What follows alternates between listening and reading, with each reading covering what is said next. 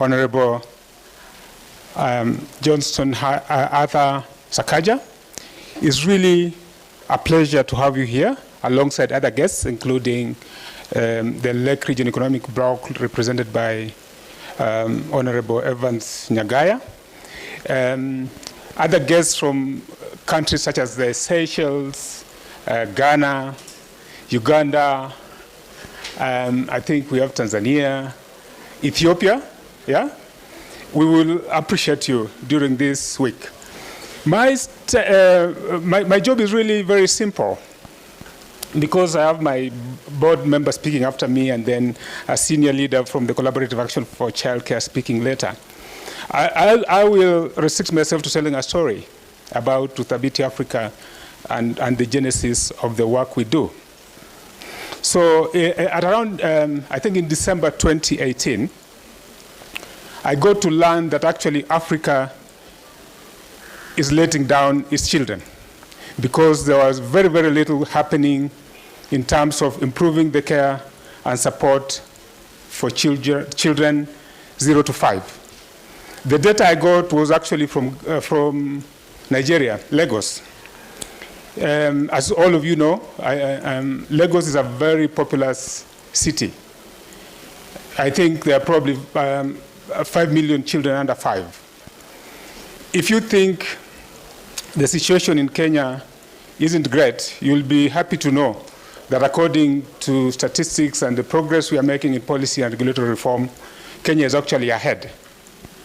And that is a worrying thing because we still have a lot to do.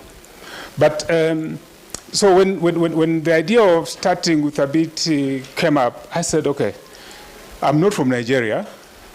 How possible is it that I can actually make an impact there and generate learning that will be scaled up across the continent?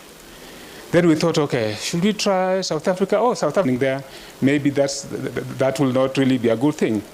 And then we settled on the idea that actually the biggest challenge that Africa faces is the urbanization crisis. I think and then we found out that in urban centers, the problem was really huge. There were childcare micro-enterprises that were not necessarily recognized by governments, that were delivering a lot of services, led by women, and the children in those settings were actually not recognized. Not sometimes even when it comes to registration, they were not even registered, so they were invisible. And then we decided, okay, we go to Kenya. Kenya, we know the country. We know we can get it done with the government quite easily. We know there are challenges with coordination sometimes, but we are going to test one simple thing. We are going to test a project over a period, an intensive period of design, implementation, test and learn, and then scaling, called Collaborative Action for Childcare in Urban Kenya. One of the inspiring stories, for me, the inspiring things that really has motivated the growth of this collaborative and the success we are achieving is the fact that in May 2019, I had occasion I wasn't living in the country at the time, I had occasion to go to the Nairobi County government and to just talk, what do we do? I was really surprised that about 20 people came, led by Madam Ruth and other officers. We sat in the room, and the work we are doing right now, the work Nairobi is doing right now, the work we are doing within the collaborative is not, cannot ignore the leadership of Nairobi County. I really, really believe that the lessons we'll hear during this meeting are an effort of government being in the lead. And that's really the important thing that I really want to point of the little ones. We're actually letting the future generation down. So for me, of the little ones, we're actually letting the future generation down. So for me, I will be really, really looking forward to working with the Nairobi County. There's a lot we want to do, and I think we will hear about that. And it's actually a breakfast meeting with you, Honorable Sakaja, to really call the leaders of organizations represented here. Consortium for Street Children, Kenya, but we are currently in Nairobi. And I'm very, very grateful for this opportunity to introduce Udhabiti. Udhabiti means, the word Udhabiti means a strong foundation, steadfast. And for sure, since the establishment of this organization, they came through the founder, Imaya, and they hit the ground, and they hit so big. You know, I've been here for 10 years, but I was told, no, we are just 2 years down the line. And Honorable Sakaja, we are very, very happy to have you here because when they hit the ground, they received a lot of support from the county government, and we are very grateful. So as I begin to introduce Udhabiti, we know you're passionate about childcare. We see you on Facebook. Personally, I do, and I stopped bashing you when I saw the heart you have for children. I said that is a no-go zone for children. Yes, is that will bring them to a level of professionalism? Is that will bring them to a level of professionalism and also empower. And another pillar is knowledge and management. Talk for women in childcare. And Udhabiti also takes a very key role in policy reform. Recently, there has been developed curricula. I'm coming together and saying, Governor, we know Udhabiti. Fantastic. One of the things that excited me, and I hope my colleagues from Uganda are here, one of the things that excited me, I went to Uganda and I found an organization. So I was working for a fund, and I was looking for organizations that are really strong, that are able to do the work. But then I found this organization. This is the two gentlemen with other organizations, and therefore with other organizations, and therefore with each other.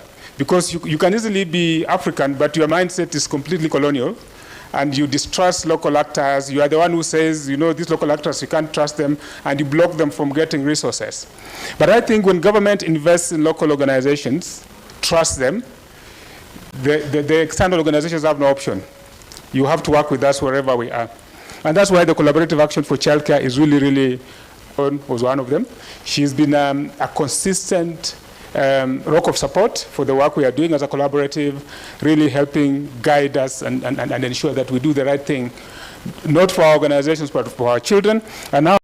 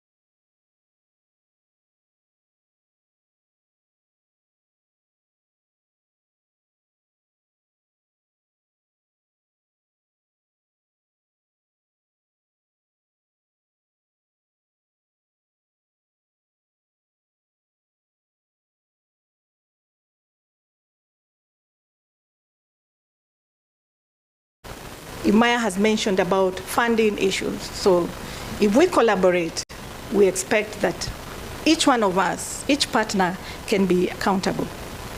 Modeling high quality learning practices, focus on mainstreaming the nurturing care framework. The nurturing care framework refers to the components that we should address around the child. Issues of safety and protection, the nutrition of the child, the health of the child, the early learning of the child, and responsive. Was very easy because as a block, we have had a network. Another one is a Tanzanian, but we have similar issues. So keep your ears open. Please, let's stand for a stretcher even as we prepare to do the next part. By the way, stale joke number 1 from my book of stale jokes. Why was the maths book looking sad? Teachers are here. Why was the maths book looking so sad? It had so many problems. You laugh. Book of stale jokes. Be a child. So shout collaborating. Let's have our seats. Kayamba, be ready, please. Don't let me down.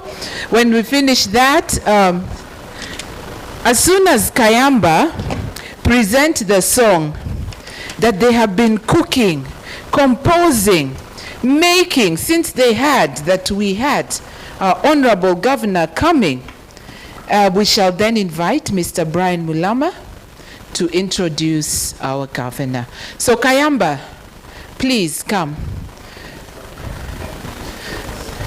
Don't shame me with mic testing now. Come. Yes.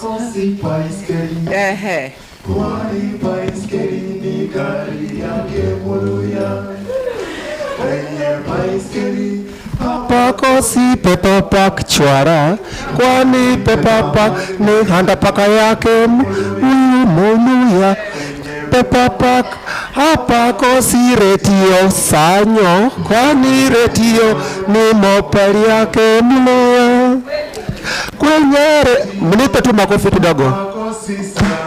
Heya, kwani salamu ni hopi yake mulongo.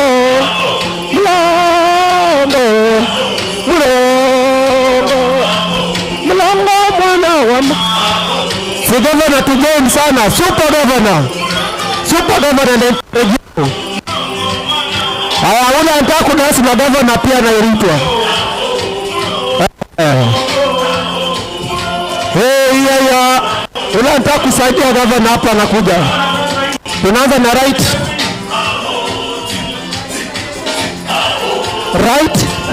left, 1, 2, 3, 4. Tena right, left, heya. Ya mwisho. Mnipe hapa tu. Mama Otinya. Mama Oruma. Mama Otinya. Mnipe hapa tena. Vali indi.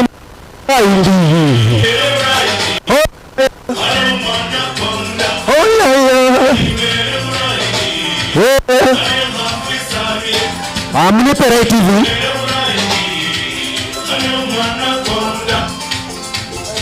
Odidi. Dada. Odidi. Dada. Odidi. Mnipe hapa tu.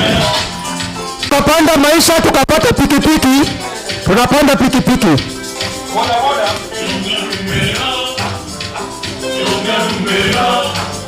Aya, pikipiki ngurumo.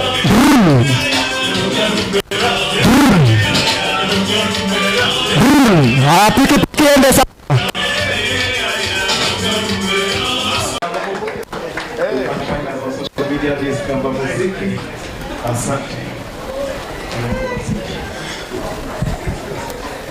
Where else do you get to enjoy yourself on your working day like this? Only at an ECD conference. How other people function. policy makers, poleni. You have to sit in the office the whole day. Hard work. But thank you very much, Kayamba. That was special. I don't know why you talked about chickens and baiskeli. I will not ask. But that's... This is a collaborative movement that is going to transform the life of our children in Africa. I just want to write, our governor is always passionate about early child development.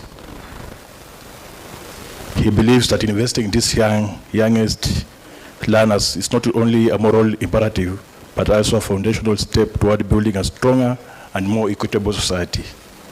It's with this vision that the mind that the Nairobi City County government, under the leadership that we're having, we are committed in developing ECD program, strategy, and roadmap. These children under 3 years are school ready throughout quality stimulating and nurturing child services. Our pillar number 3 is play-based learning in play-based learning in our early child schools. We are focused on incorporating equitable quality access to integrate play-based learning opportunities for children aged 4 to 6 years in our primary school. Then number 4 is our feeding program. Building on our already rolled out school feeding program, we are committed to ensuring that all children receive the nutrition they need. Then number 5 is about our outdoor play. Our strategy includes expanding opportunities to share your perspectives and contribute to creative, nurturing, and environmental where every child can thrive. Let us use this conference as a dynamic platform to forge a new partnership, exchange ideas, and renew our commitment to early child development. By working together, I know we can make this a success. Just to add on that, I want to... National government, they never believed that if this program can work, but that positive aspect of it, and because our boss is passionate about the early, our boss to come and give a speech. Karibu Governor. Welcome. Let's be seated. Good morning. You know, the favorite part of my job is being able to work with children. That is the most exciting part of my job. It is true. As Christina said, I love children. And I think whatever we do, whatever all of you do for our children is being co-workers with God. That is what you actually do on a day-to-day basis. I also went to school in prison. I don't know, give that example. At some point, my ECD, my nursery school, was Langata prison. Not because my mother was a prisoner, but she used to work at the prison. So sometimes when I couldn't go to school and she wanted me to come along with her, I'd go there. And I have very fond memories of other children who are there now, children of you know, the convicted women at Langata. Yeah. So let me start by first welcoming all our visitors who are not from Kenya, from other parts of the continent. I'm told we have Uganda, Rwanda, Tanzania, Seychelles. Which other country do we have? Ghana. Welcome, Ghana. Who else do we have here? Tanzania, ndio ndugu zetu. Karibuni. Ethiopia as well. Ethiopia has an amazing ECD program. The mayor of Addis, my friend, has an amazing program, and we are working together to bring that here. She wanted Addis to be, we have our legal yes, asante sana, karibu. We have our legal yes, asante sana, karibu. It's good for all of us to come here.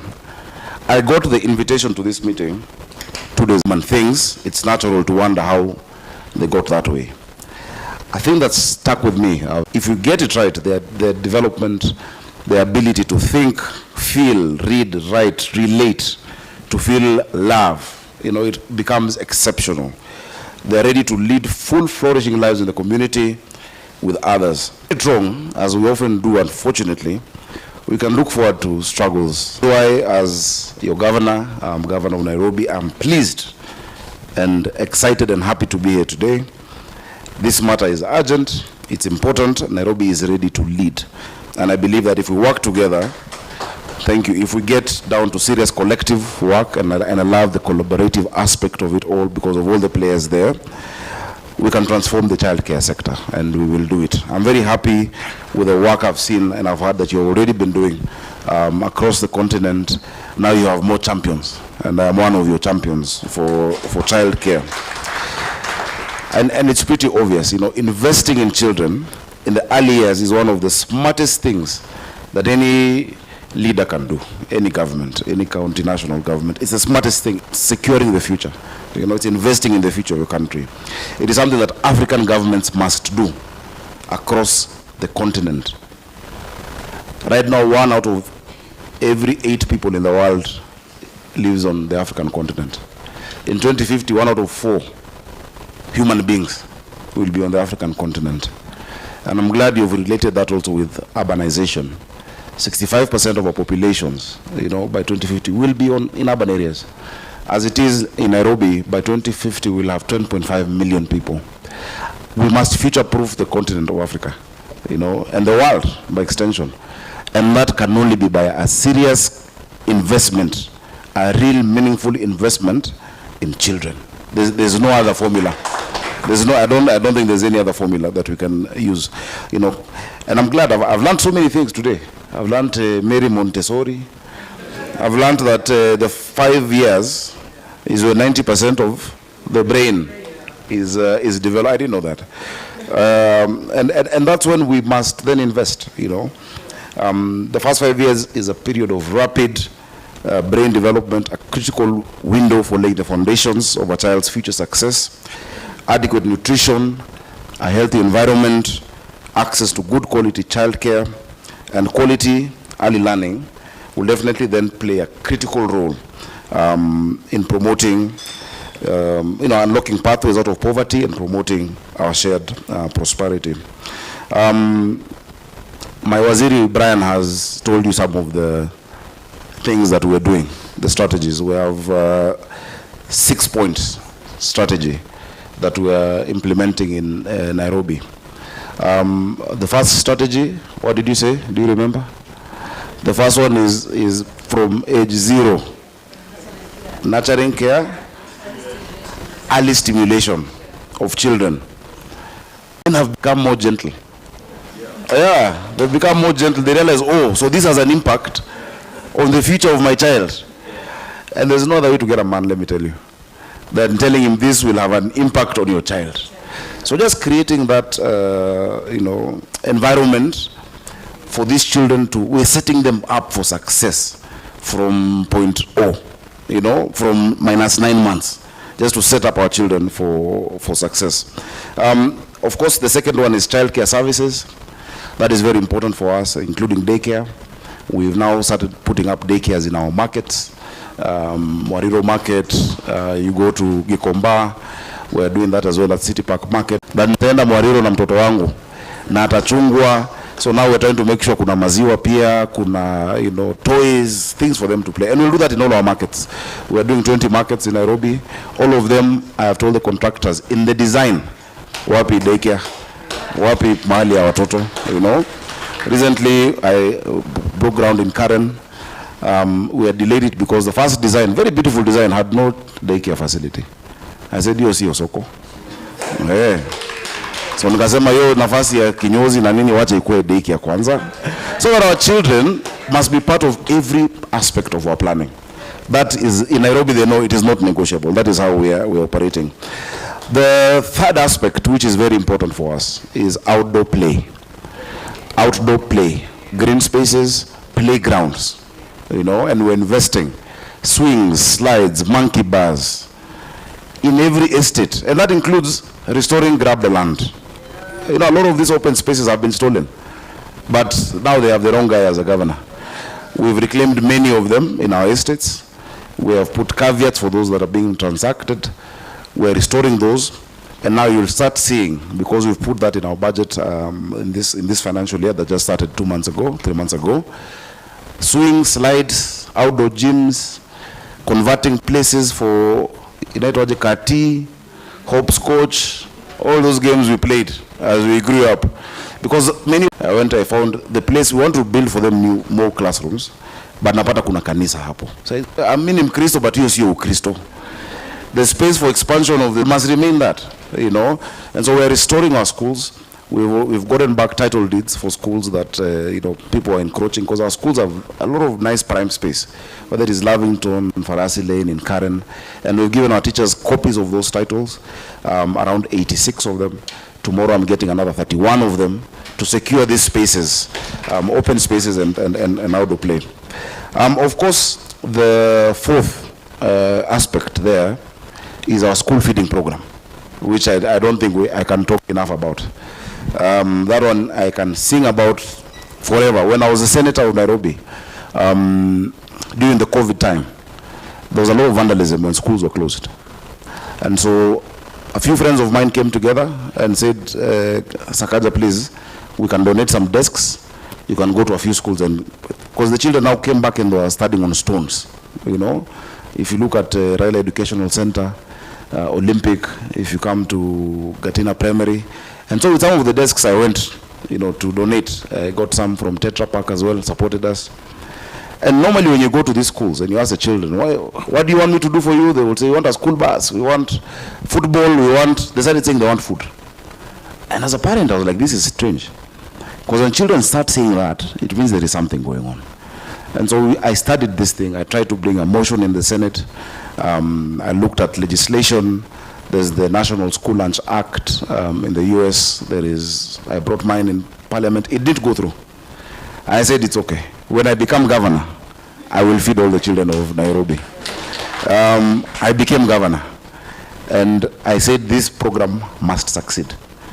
I convinced my assembly to put resources. In the first year, we put 1.7 billion shillings. We built 10 central kitchens that each produce around 15,000 meals. We built, our partners had a giga kitchen just down the road here in the industrial area that does 60,000 meals. We started the program with 84,000 children. We completed another 7 kitchens. Now we have 17 plus the giga kitchen. Today, 310,000 children eat every single day at 5 shillings in Nairobi. So it is not a program that we are planning to do. We have celebrated the first anniversary of Dishina County. At the same time, I was celebrating my second anniversary in office. These 310,000 children, they don't miss school. Enrollment has gone up more than 100%. Attendance is 100%. You know, sorry, enrollment has gone up 34%. Because before we had only 240,000. Now they're around 310, 316,000 in our schools. But more than just the nutritive aspect of it, these children feel cared for and loved. Because when you ask them, do you know why I give you this food? Say, oh, for us to study, because we're hungry. I tell them, no, it's because I love you. And they're like, oh my goodness. For some of them, it's the first time they've had that. But they feel that school is a place they want to be. You know, they love coming to school. In fact, after this, I'll pass by one of the schools, because every day I go to school lunch, and I eat it, and the food is nice. It is very nice, nutritive, high in protein, and those kids, they all wear this watch every day. Yeah? I don't know why it is sliding down. This watch, this is the one we wear for the school feeding. And we've included technology. Using this, we can track every child who has permission to eat, any dietary restrictions. These days, you don't need to do the register. I just see this, you know, through Tap to Eat. And so we want to expand it now to the informal schools. Because unfortunately, our city was left behind. We have very few schools in Nairobi. Many of them are in informal schools that are not recognized, that are not registered. Those children are also our children. And so we're mapping and connecting them to public primary schools. At lunchtime, they come, they eat, and then they go back to their school. That is what I'm working on, and it must work. So despite the resistance that was there, including court cases, and you know, the judge said, are you mad? Who would want to stop this? We're also working now on the infrastructure of many of our schools. Our plan is to build 1,500 new classrooms in 3 years. We're doing 5,000 for primary and ECD, but for early childhood pre-primary, we're doing 1,500, starting with 500 this year. We've started the 114, we have a plan for that. Completing stall projects in the schools that were going on. So these children, if a children does not like early childhood education center, they will not like school, you know, in future. That their school is smelling, it is dark, it is dirty, they're hungry. If that is the introduction to education, it will be hardwired in their heart that school is not a good place to be.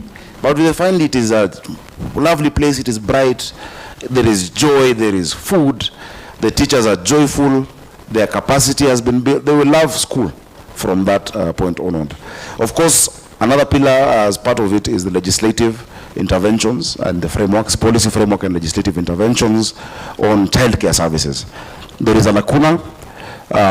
If you look at the Children's Act, if you look at the laws that we have, we need to actually strengthen that legislative framework. And I'm glad to hear the BT is, and this collaborative network is working on that. Please come, let's work together so that we can look what needs a county law, because childcare services is the 9th function in the 4th schedule for counties. It is extremely important. No one else will do it if counties don't do it. It is not a priority in any other level of government. It is our priority, it is our work, it is our mandate, and we must be able to do that. And so our children, when I look at them, I see a strong future for our country and for our continent. These people must be built up in a way and we must look for all the tools. The new learnings, you're saying there's Montessori, there's another one you've called Frobel. Let us look at whatever it is. Of course, let's not introduce new curriculum every year. It's confusing. But let's embrace technology. Let's be open to innovate and put our money where our mouth is. And I'm telling my colleagues in the Council of Governors, put budgetary allocation. Put budgets to children. Put budgetary allocations to childcare facilities, to ECD schools, to daycare in markets, to whatever it takes for our children to feel safe and to be educated. And that is why, for instance, in the last 10 years before I was governor of Nairobi, from 2013, when we had the first governor, to 2017, and then we had the second governor, and then we had NMS and a third one, the amount that was put in for supporting children in Nairobi was 3 billion shillings.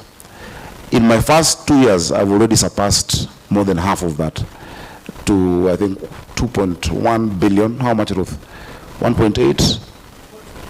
About 2.1 billion. In 2 years. They did 3 billion in 10 years. But in 2 years, I already put, not budgeted, used, and we're continuing to expend already billion. So you can extrapolate how the 10 years, the next 8 years are going to be. We will put our money where our mouth is, and continue supporting, including, the community health people who are in every house to have these skills, because they're a tool that can be used. They're a huge asset for us. In our thriving metropolis, of Nairobi, including our neighbors, and I'm very happy with the Lake region. I know the work that you've been doing. Now, these regional blocks all ignore Nairobi. Nairobi does not have anyone else in the regional block. So you have the Mount Kenya block there, you have Ukambani with their block, but I represent also the Nairobi regional block, where alone we are going to lead the way in demonstrating how collective action can transform the childcare sector. And we are going to attract funding. We will use our own resources. Musitafute ati tu pesa ya mzungu. We can get our own homegrown resources and to put in there. So that also we safeguard what we are doing in those facilities. Let us not drive anybody else's agenda with our children. If you want to destroy a community, you start with the children, and you start with the minds of the children. So let us be very protective. Let us be very protective of what information teaching is going to our children, by being able to stand proud and say, this is our investment in our future. No one should invest in our future more than ourselves. I acknowledge our sponsors and partners. Thank you. But let us tell you what we require, and let us design the program homegrown, instead of just implementing what you've done in Norway. Our contexts are a bit different. Yeah, and I think our continent has come of age. So one of the things that, as being a strong advocate for this, is really to see how the caregivers, because we have caregivers all over, some are called domestic workers, some of them are called childcare workers, they're not regulated properly or capacity built properly. Taking that mandate, I want us to work together to see how we can do training continuously for them wherever they are, and to certify them, work with NITA to make sure that there's a certification of these childcare caregivers, wherever it is. Those ladies who are sitting somewhere on Moringa Road, waiting to be given work, when they get into that house, they become a child caregiver. It's not just cleaning and sweeping. They actually give childcare services. But do you ever think, what is their philosophy? What is their training on the, and you can do it. And government can fund that. Because kama mtu analipwa 1,000, hawezi expect atumie 1,000 kwenda shule, atanunua chakula nayo. Si ndio hiyo? So we need to invest. One core item of the agenda that we have in policies and programs is a new act setting out our childcare policy. We're doing that in Nairobi on a new and firmer footing.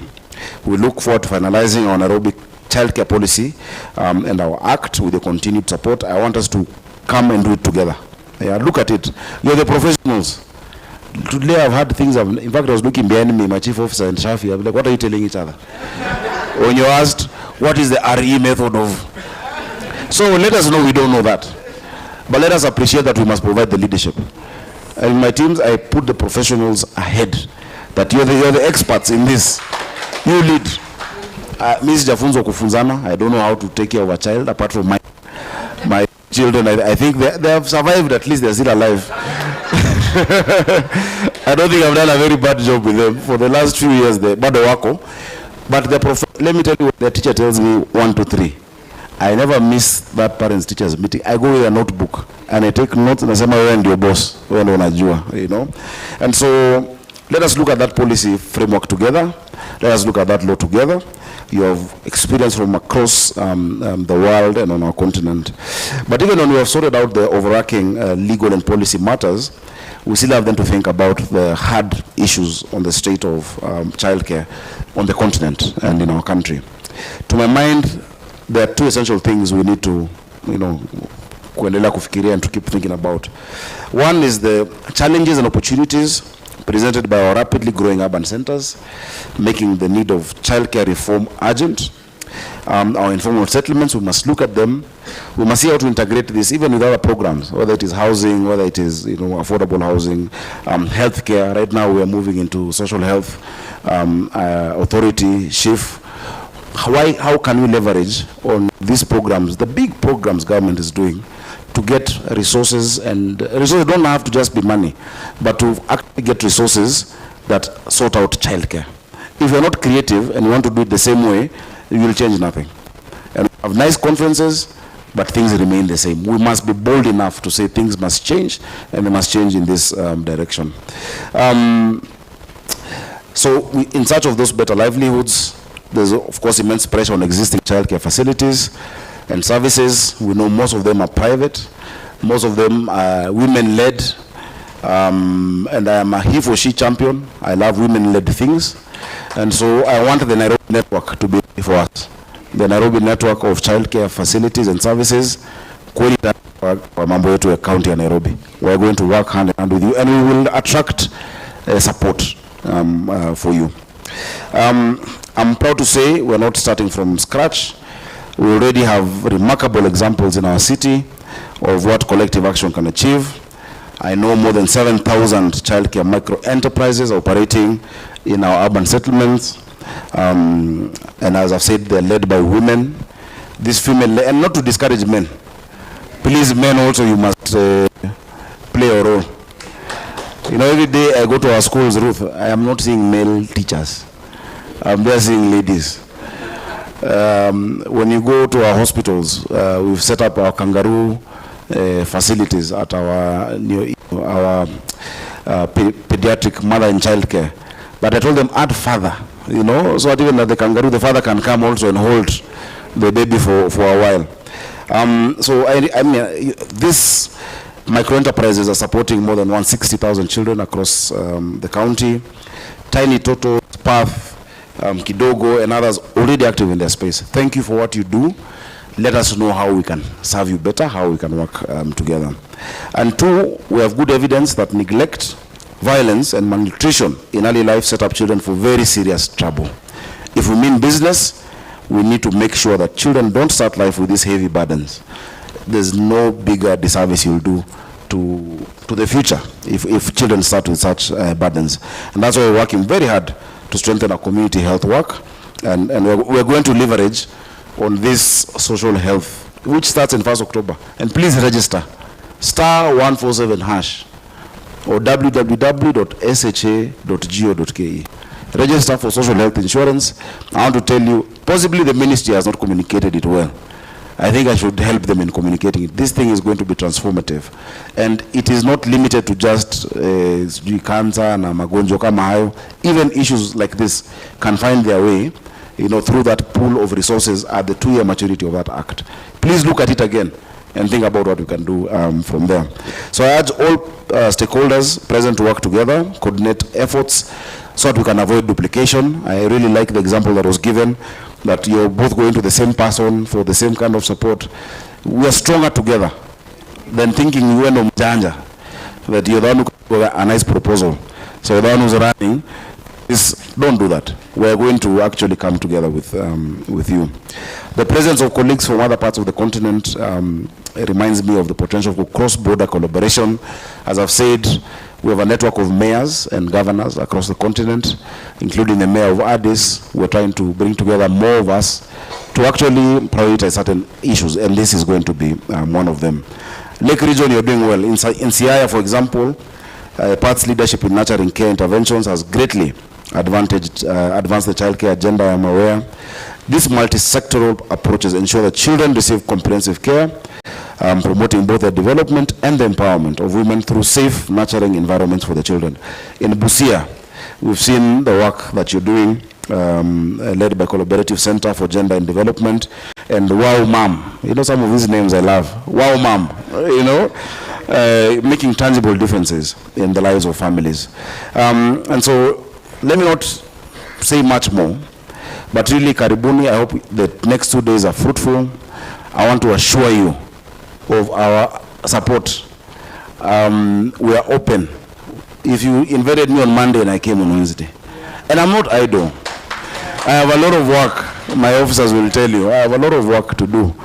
But I hope highlights how important matters of children are to us as Nairobi City County.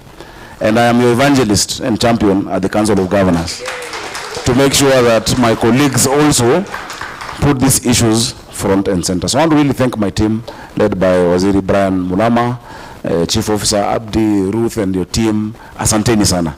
You guys are doing an amazing job. May God bless you, and let's make greater strides. So it is now my pleasure to officially declare the Collaborative Action for Childcare Annual Conference 2024 open. Asanteni sana. Na Mungu awabariki. Wapi hiyo vitu ya kurukaruka? May God bless you. Thank you. Thank you so much. Thank you so much.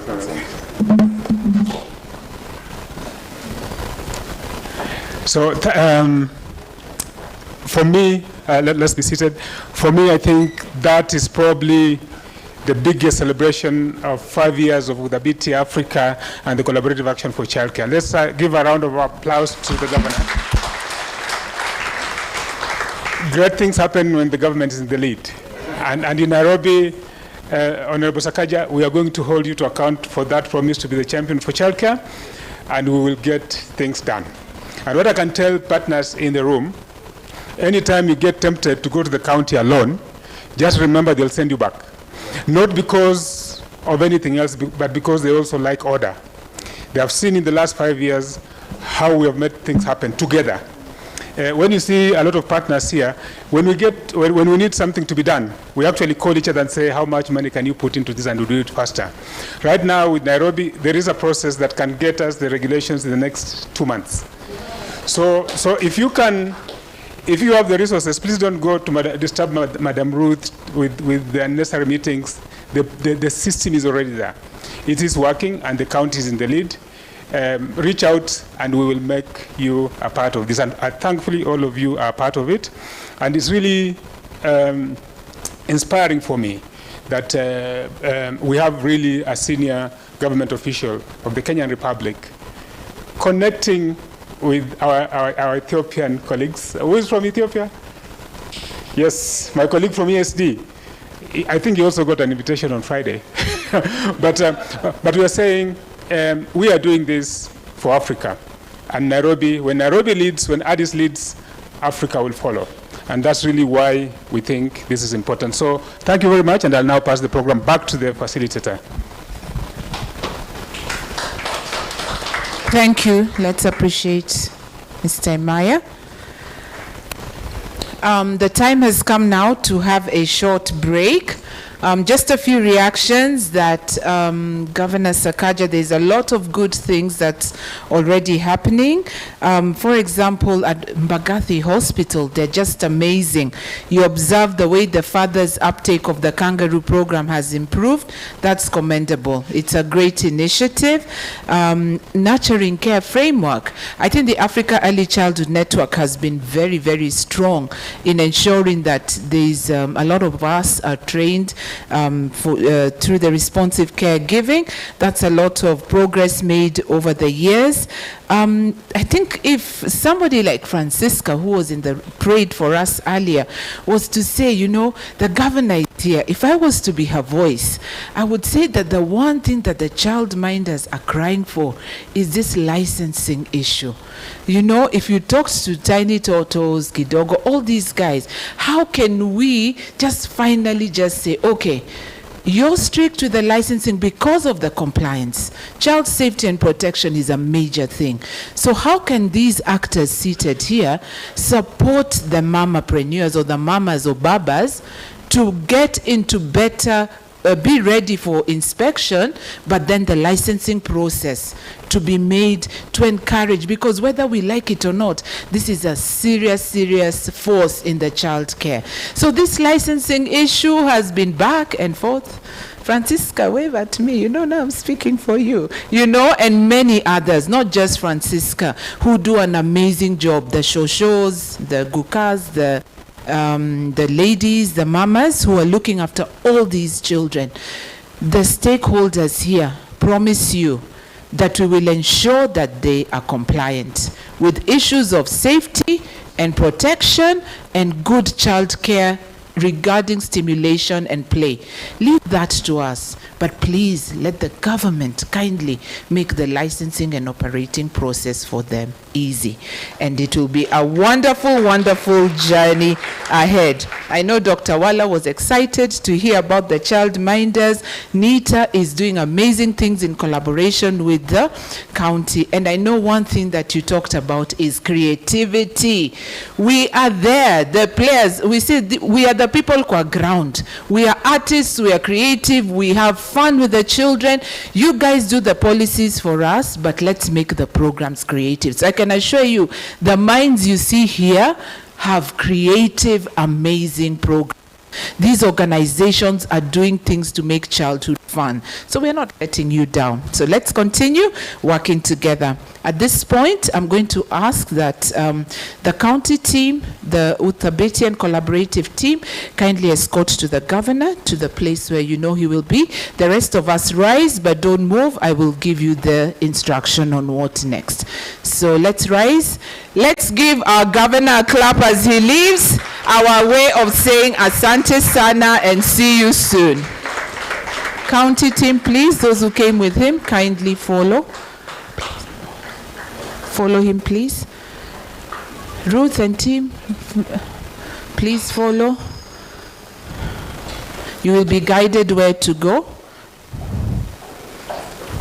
Okay. So the rest of us, it's time to take a tea break. You'll go out and then turn left and you'll see the tent. Strathmore has good tea waiting for us. Please network, make a new friend, collaborate, and let's be back here at 12 for the part of the program. Kayamba, as soon as people start coming back in, please start entertaining. Bon appetit, enjoy your tea, and see you soon. Let's keep time. You know, in Kenya, when they say you can go, people sit. So let me say, sit, you can stay, so that people can go.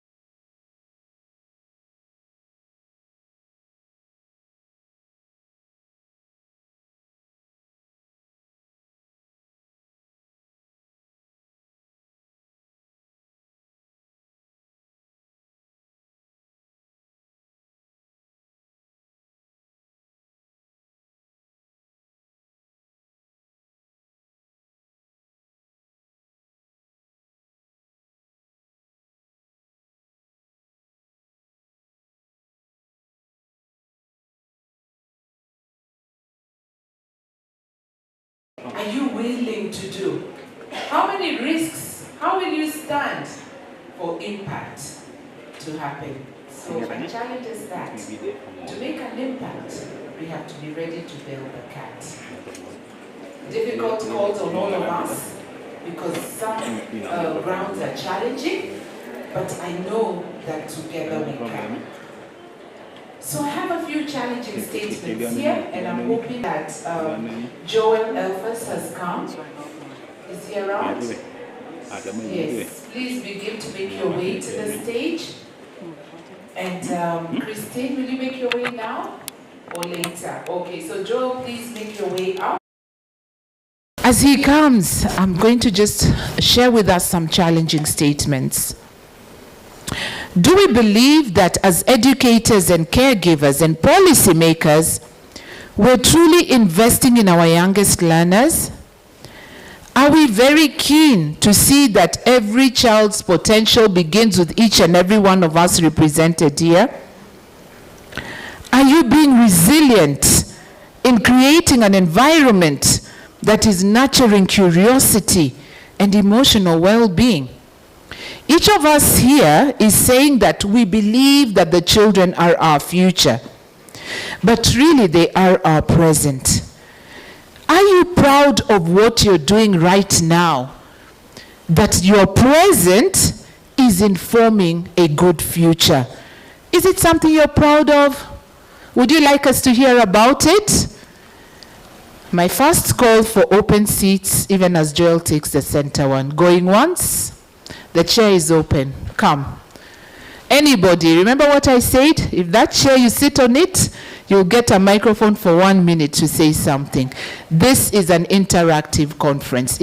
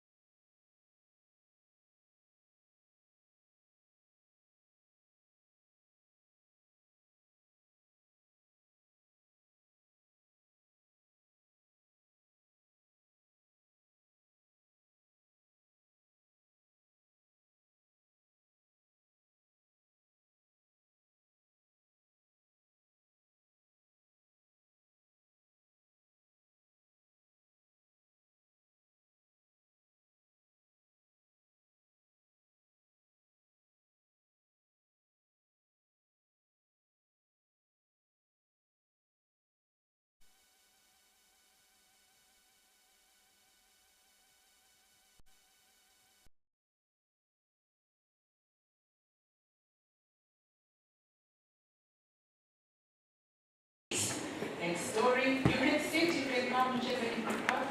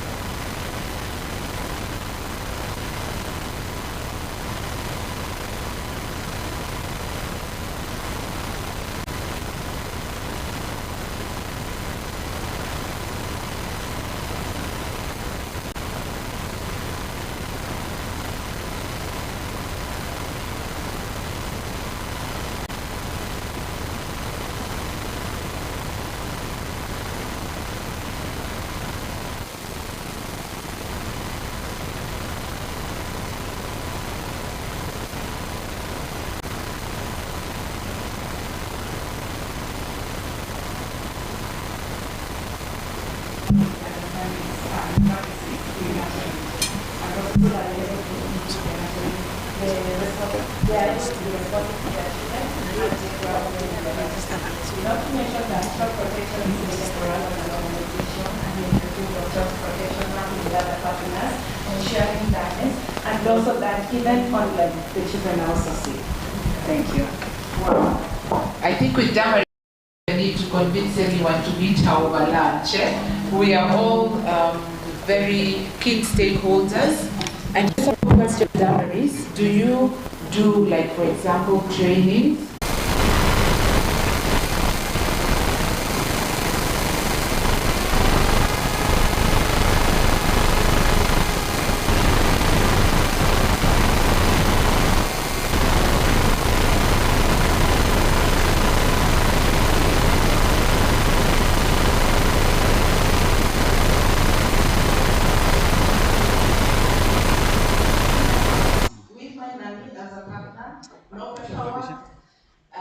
No way of, I googled about how to do mentoring, I had no support system, and we ran a successful business for 4 years using a businessman. So later, when I sat down in a women's empowerment program, and we had a temperature check of our businesses, I realized that I scored actually a negative. I had no bank account, I had nothing with the domestic work that I did for the business. I had no backup in terms of security processes, and it hit me that I am actually potentially endangering many children's lives, despite me making money from that process.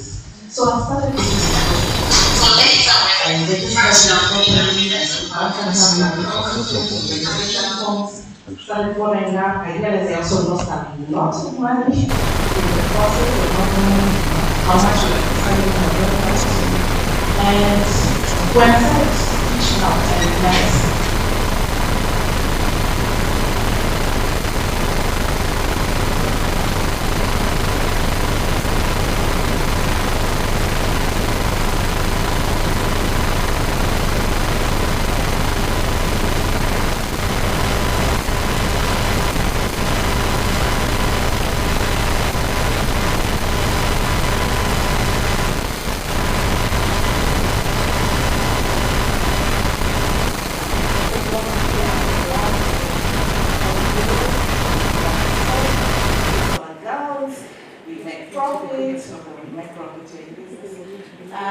we professionalize this space.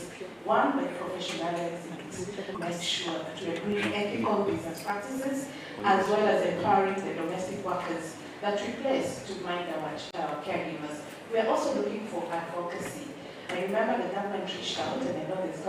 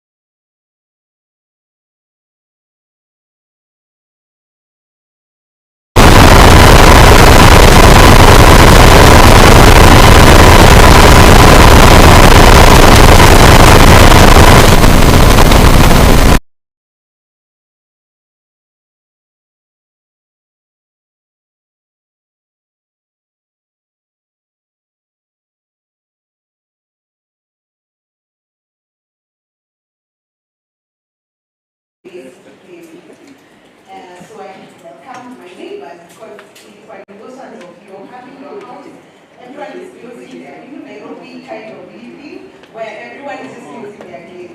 So I opened my gates and welcomed other children to come, and that's how the playhouse started. First friends playhouse, it was just in my house, we gathered the house, and half of it was the daycare and half of it was where we were living. In that process, I was able to train my nanny, who we had stayed with for like 8 years. She was very good with the children, so I was able to train her to how she can handle the children. And then in time, she also went into the ECD training, so now she's a teacher. The next house help I got, we stayed with her for like 1-2 years, training her again. Then she was an assistant teacher, got into the ECD, she's now having a certificate. So in the school that I'm having, my nannies, I've been having nannies who I am training as they are in the house. In 1 year, 2 years, I take them to certificate and they become ECD teachers. So yeah, so in that space we are able to empower the ladies who I think they haven't chosen that job to be a house help, but when we see that they are very good with children, then that's our way of empowering them to be better individuals. So that's what was there before. The impact that we've done as of now is that there are children who are around our place. Now we've opened places in Kitengela, we started in Syokimau. We're opening in Kitengela. We're looking for places where schools are far, but landowners are made, you know. Guys, when you hear it, there's a couple lots for 800, kita mtu anaenda huko, hakuna shule. Imagine your child now has to wake up at 5 a.m. to go to school, and that's a small child. So those are the places that we are looking for. We've gotten in Kitengela, we've gotten, the Syokimau one is running, there's one on Magadi Road that is starting, and there's one in Nakuru, so So we are continuing to get spaces far and wide where there are no good schools, but then we just have a nice playhouse where we empower the nannies to be teachers, and then they are already loving the children. Yeah, and for me, I love children, and that's how I'm able to like pour into the other nannies.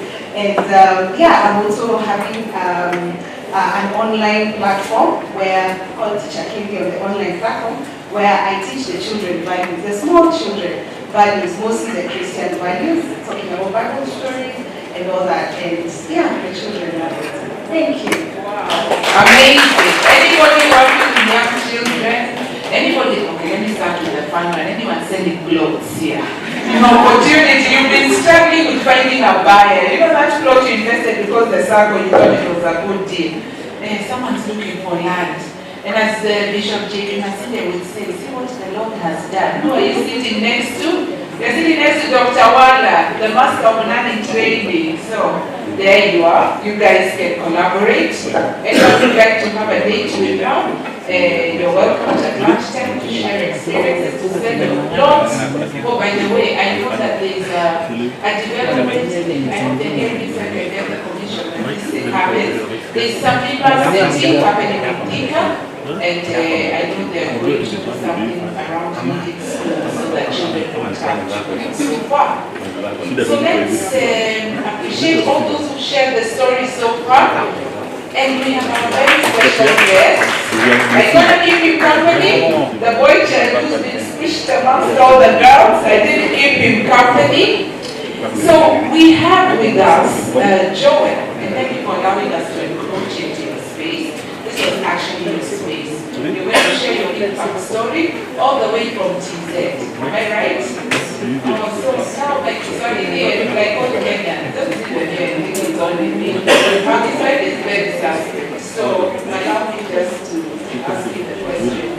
I will try, but let us know, eh? So one of the things we learned from the conference that was there, the early childhood conference that was held there, I know you were there, as well as the Arusha one, we see that your country is running.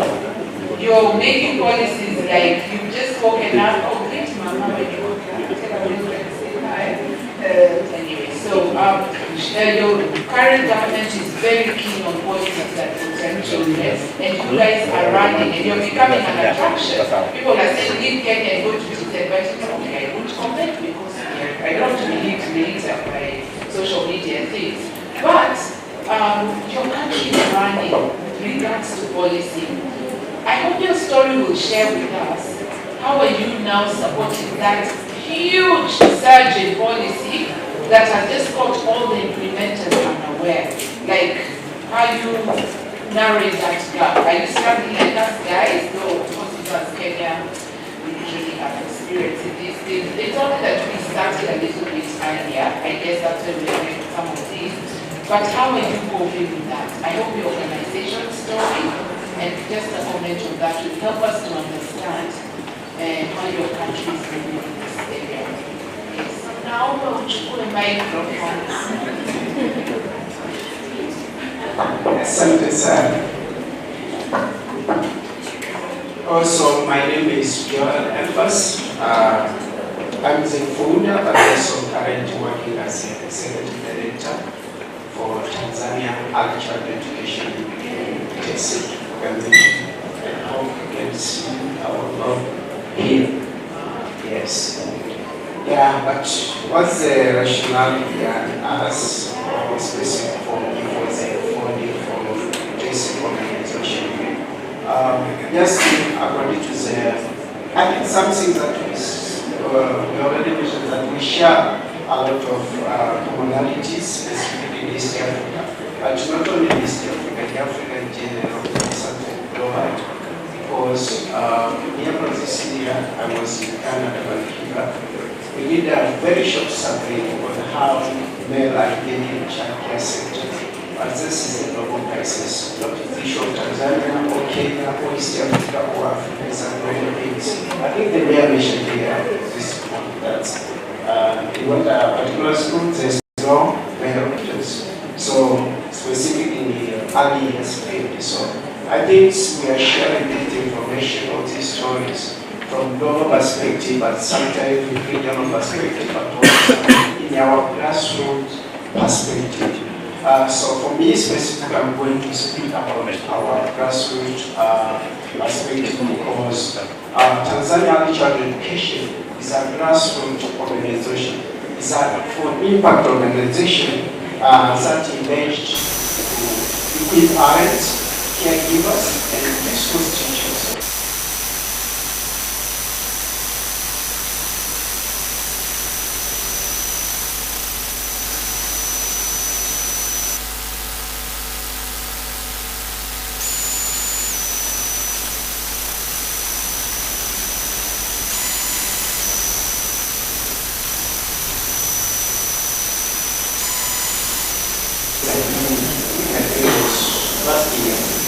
I saw how many children are going to school in this country. The government has tried to make a good infrastructure for classes, but imagine there's no dinner, there's no breakfast. During the morning, the person says, okay, can we go to the school? Yeah, we go to the school, but we empty the stomach. That's possible learning to take place there. That's impossible. Imagine when you can stay 4 hours and then you can stop. You can go to stay. There's no retention. So the same experience that we have in many East African countries. But just imagine in Tanzania, more than 53% of young children, aged from 2 to 5, are experiencing developmental delays, specifically in heart, early learning, but also psychosocial well-being. And it was the issue for me, I'm so much interested about the psychosocial areas because I think that's even we adults, we are really experiencing many challenges in communicating in our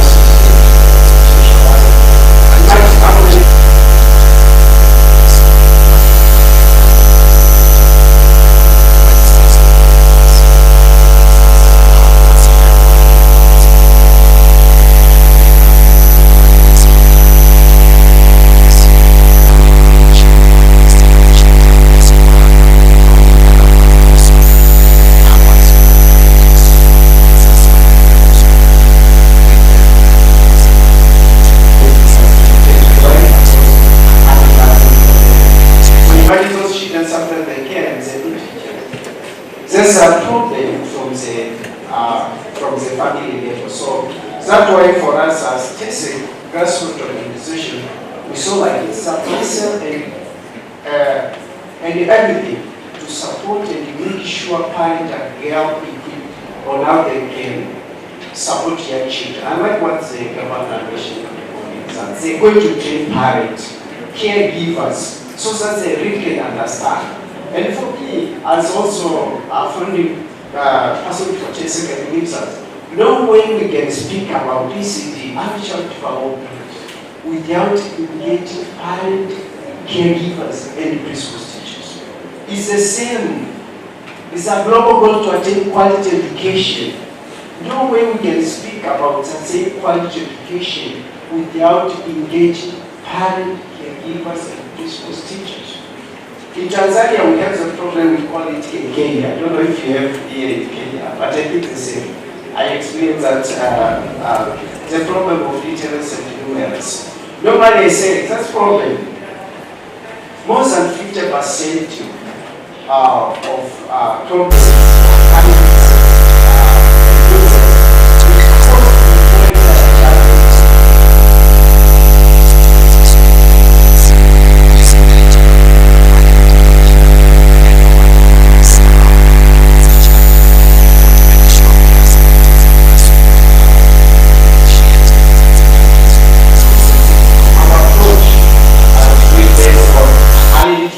literacy and numerals, but also physical development, but also psychosocial well-being of young children, but also social emotions, because those are the very important area for young children.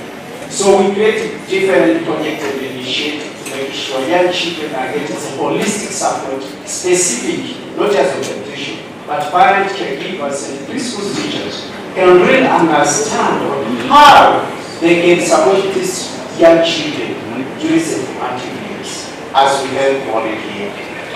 The children brain to the child years is developing very fast. And normally I would like to say, and we share this, you can't do any conversation or you can't revise. The child is at 5. The child is at 5. There's some other stimulations that's supposed to be done early from conception, but there is those early stimulation. You can't revise, you can't progress. That's all concern. For instance, from conception, for instance, as the same we have our community Childcare Learning Hub, just going to launch end of this month. We train parent specific, there's so much interventions on male parenting care to start engaging early stimulation for young children. Talk to embodiment, speak to embodiment. So early stimulation really creates close embodiment.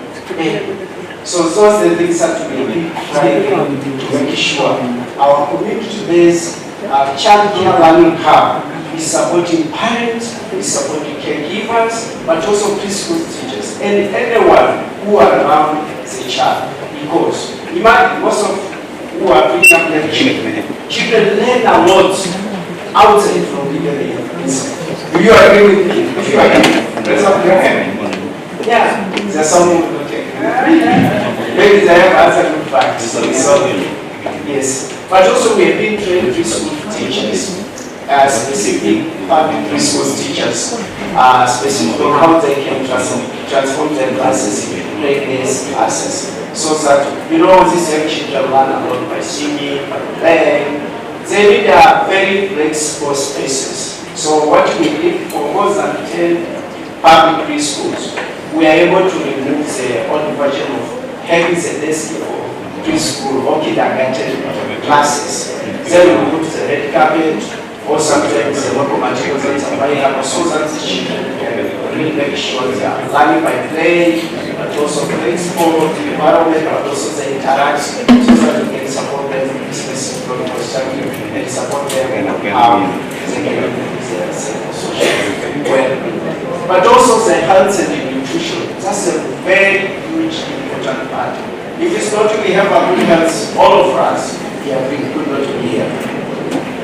I'm right? Yes. This is for young children.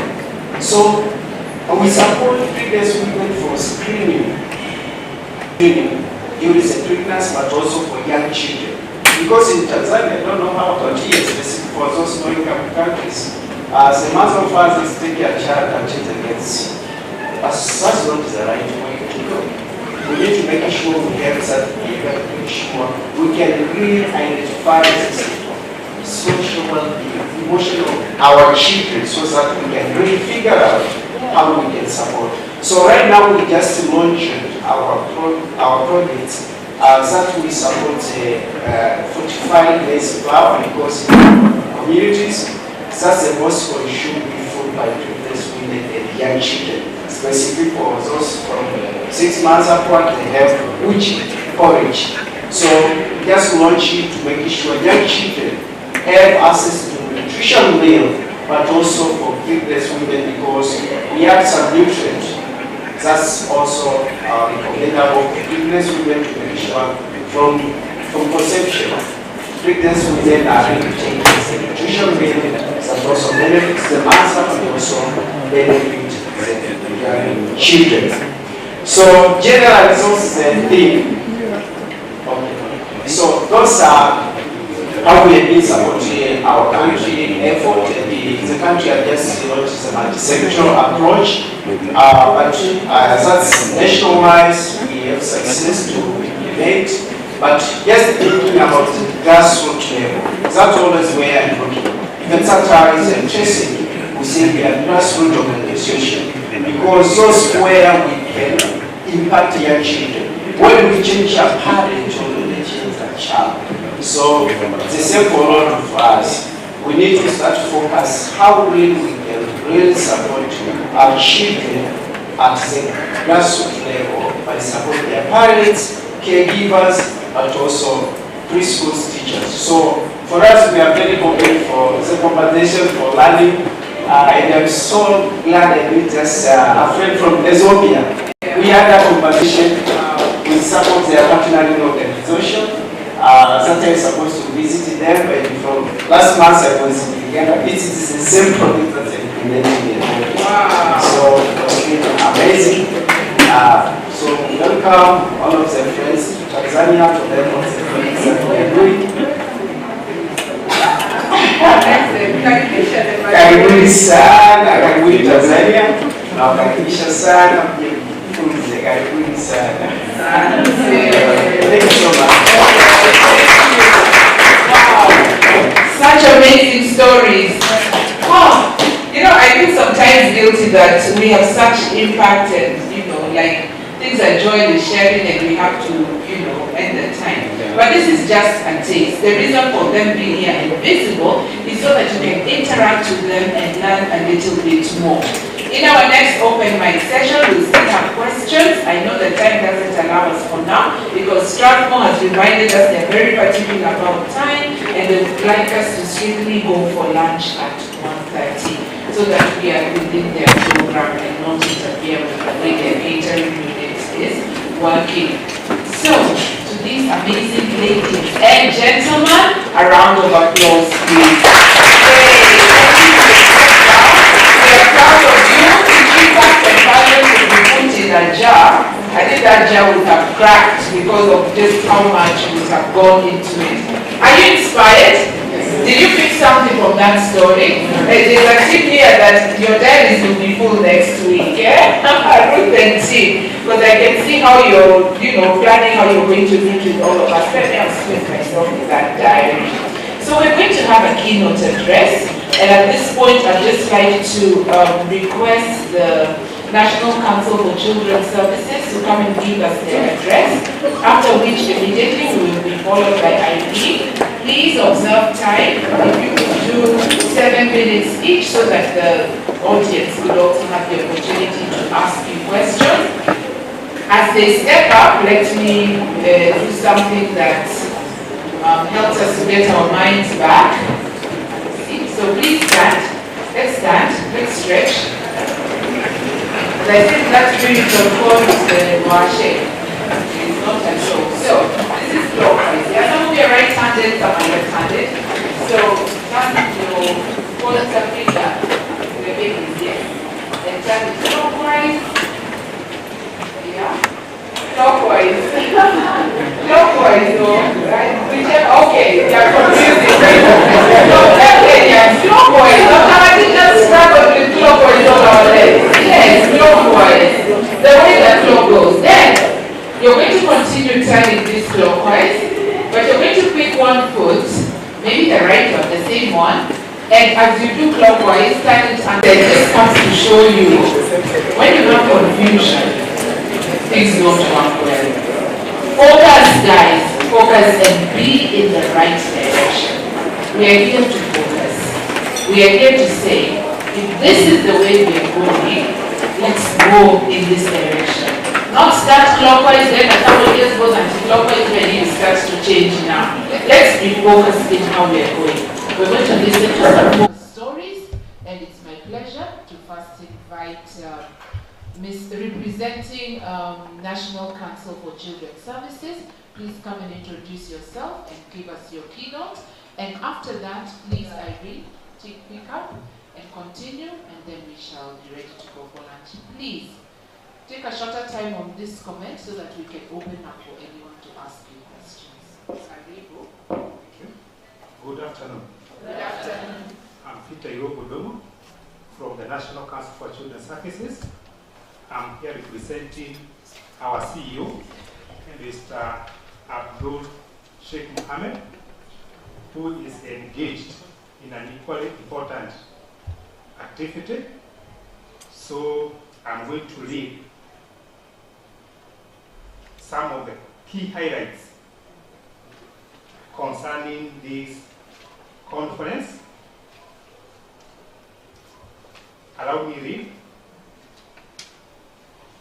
Distinguished guests, representatives from various organizations, ladies and gentlemen, all protocols observed, good afternoon.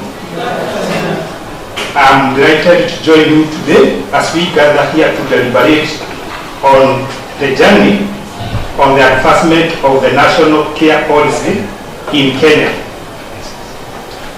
Child care laws, policies and regulatory reforms in Kenya contest issues and opportunities.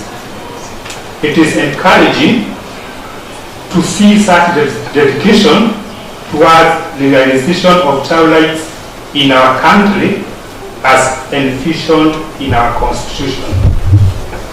The National Council for Children's Services is a state corporation in the State Department of Social Protection and Senior Citizen Affairs in the Ministry of Labor and Social Protection. It is established under Section 41 of the Children's Act 2022 to regulate, coordinate, and oversight children's services. The Council is also mandated to advise the government on all matters relating to children in Kenya.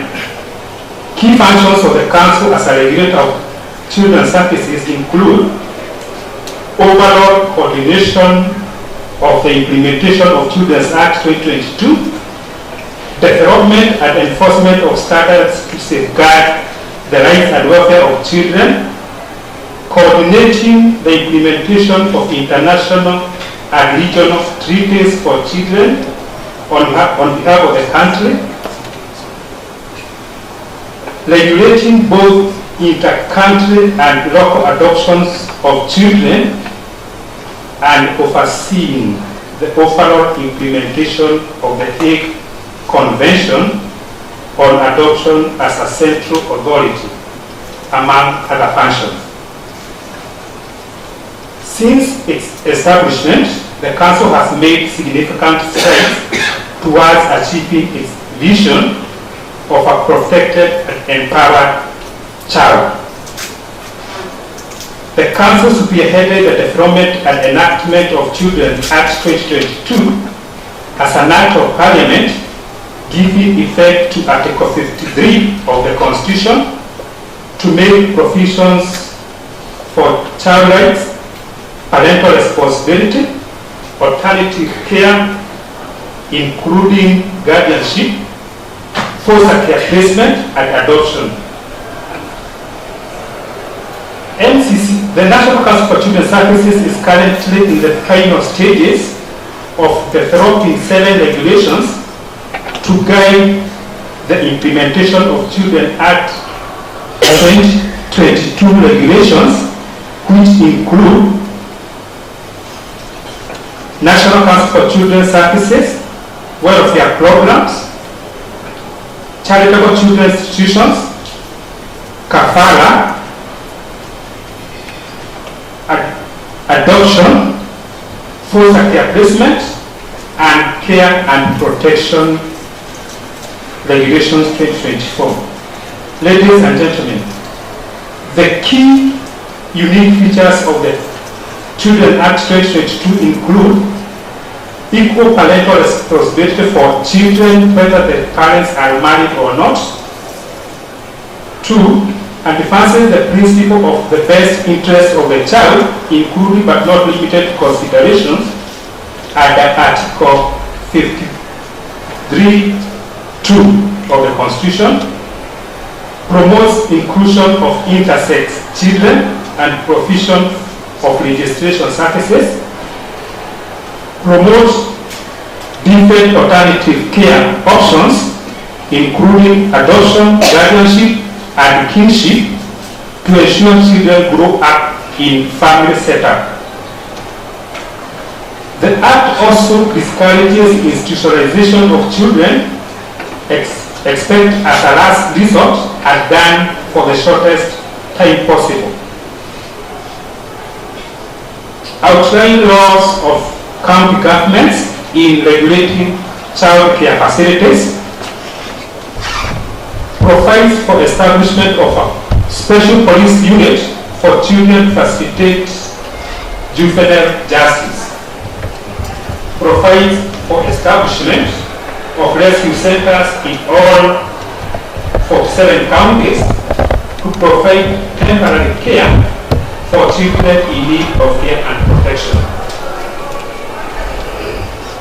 The Act also proposes creation of a child welfare fund and raises the age of criminal responsibility for children from age 12 years. On policy formulation, the Council has developed policies and guidelines which include the National Children Policy 2010, which is currently under review, National Care Reform Strategy for Children in Kenya 2022-2032, National Plan of Action for Children in Kenya 2015-2022, National Plan of Action Against Sexual Exploitation of Children in Kenya. The Council has also developed a monitoring and evaluation framework for the National Prevention and Response Plan on Violence Against Children, and Good Practice in Childcare, a manual for children caregivers. The Council is currently developing an integrated early childhood development policy, which is a comprehensive framework that will guide the provision of care for children between 0 to 8 years. Kenya, being a state party to international and regional treaties, the Council has successfully coordinated the implementation of these treaties through periodic reports on Kenya's implementation of UNCRC. The Council has also prepared thematic reports to UN Special Rapporteurs.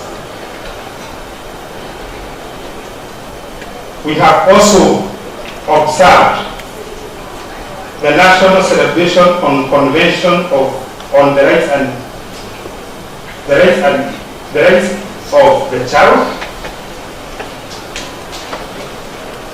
and we have made the prepared and submitted first report on the implementation of Agenda 2040.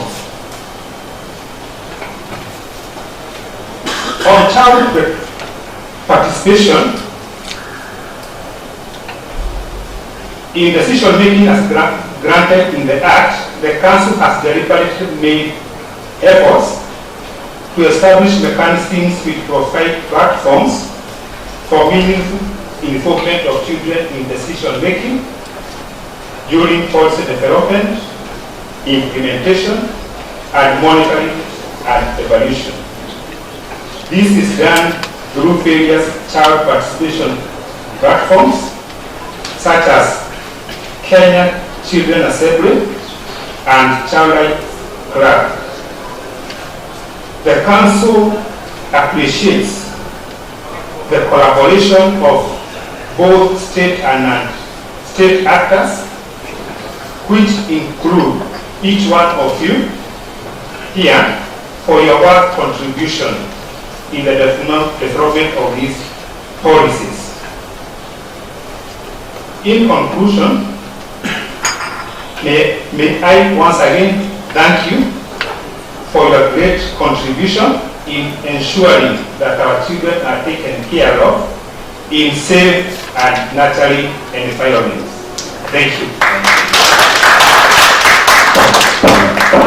Since they'll be back in the panel in the afternoon, let's just record our questions. We'll ask them in the afternoon session. So Irene, over to you. Thank you. Let's appreciate it. Good afternoon. When you are given an opportunity to speak just before lunch, and after powerful people have said certain things, you almost want to say, I have nothing useful to add. And especially listening to my boss, the governor of Nairobi County. I don't know what else to say. I actually told him that, Your Excellency, I don't know what to say because you have said everything that I wanted to say. But because I was given an opportunity, I will attempt to say something.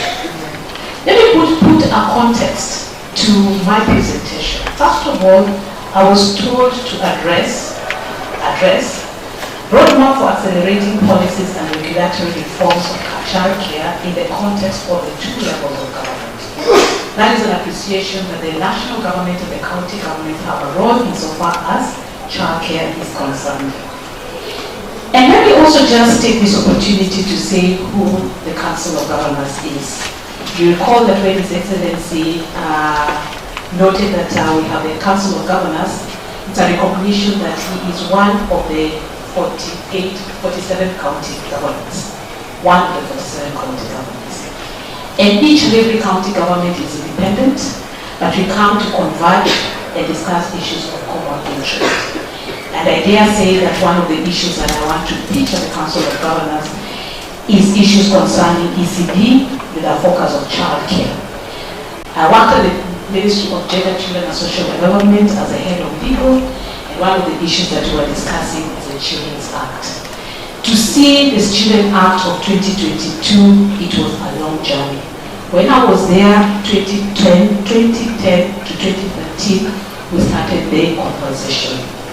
The third one, and I'm very happy, is the fact that I also had an opportunity to work with the National Industrial Training Authority. I do not know whether there's anybody from ITA. And finally, I'm in the county government. So I have done a 360 insofar as these issues are concerned. And therefore, I can say that I know so much, but yet I know very little. I'm also very aware that when you're talking about children, they are not a homogeneous population. The needs of a 1-year-old and the needs of a 10-year-old and the needs of an 18-year-old is very different. But perhaps in a country we have not really segmented and asked ourselves what are the real issues concerning, for example, children between 10 and the children between 18. And that is why this discussion is very, very important.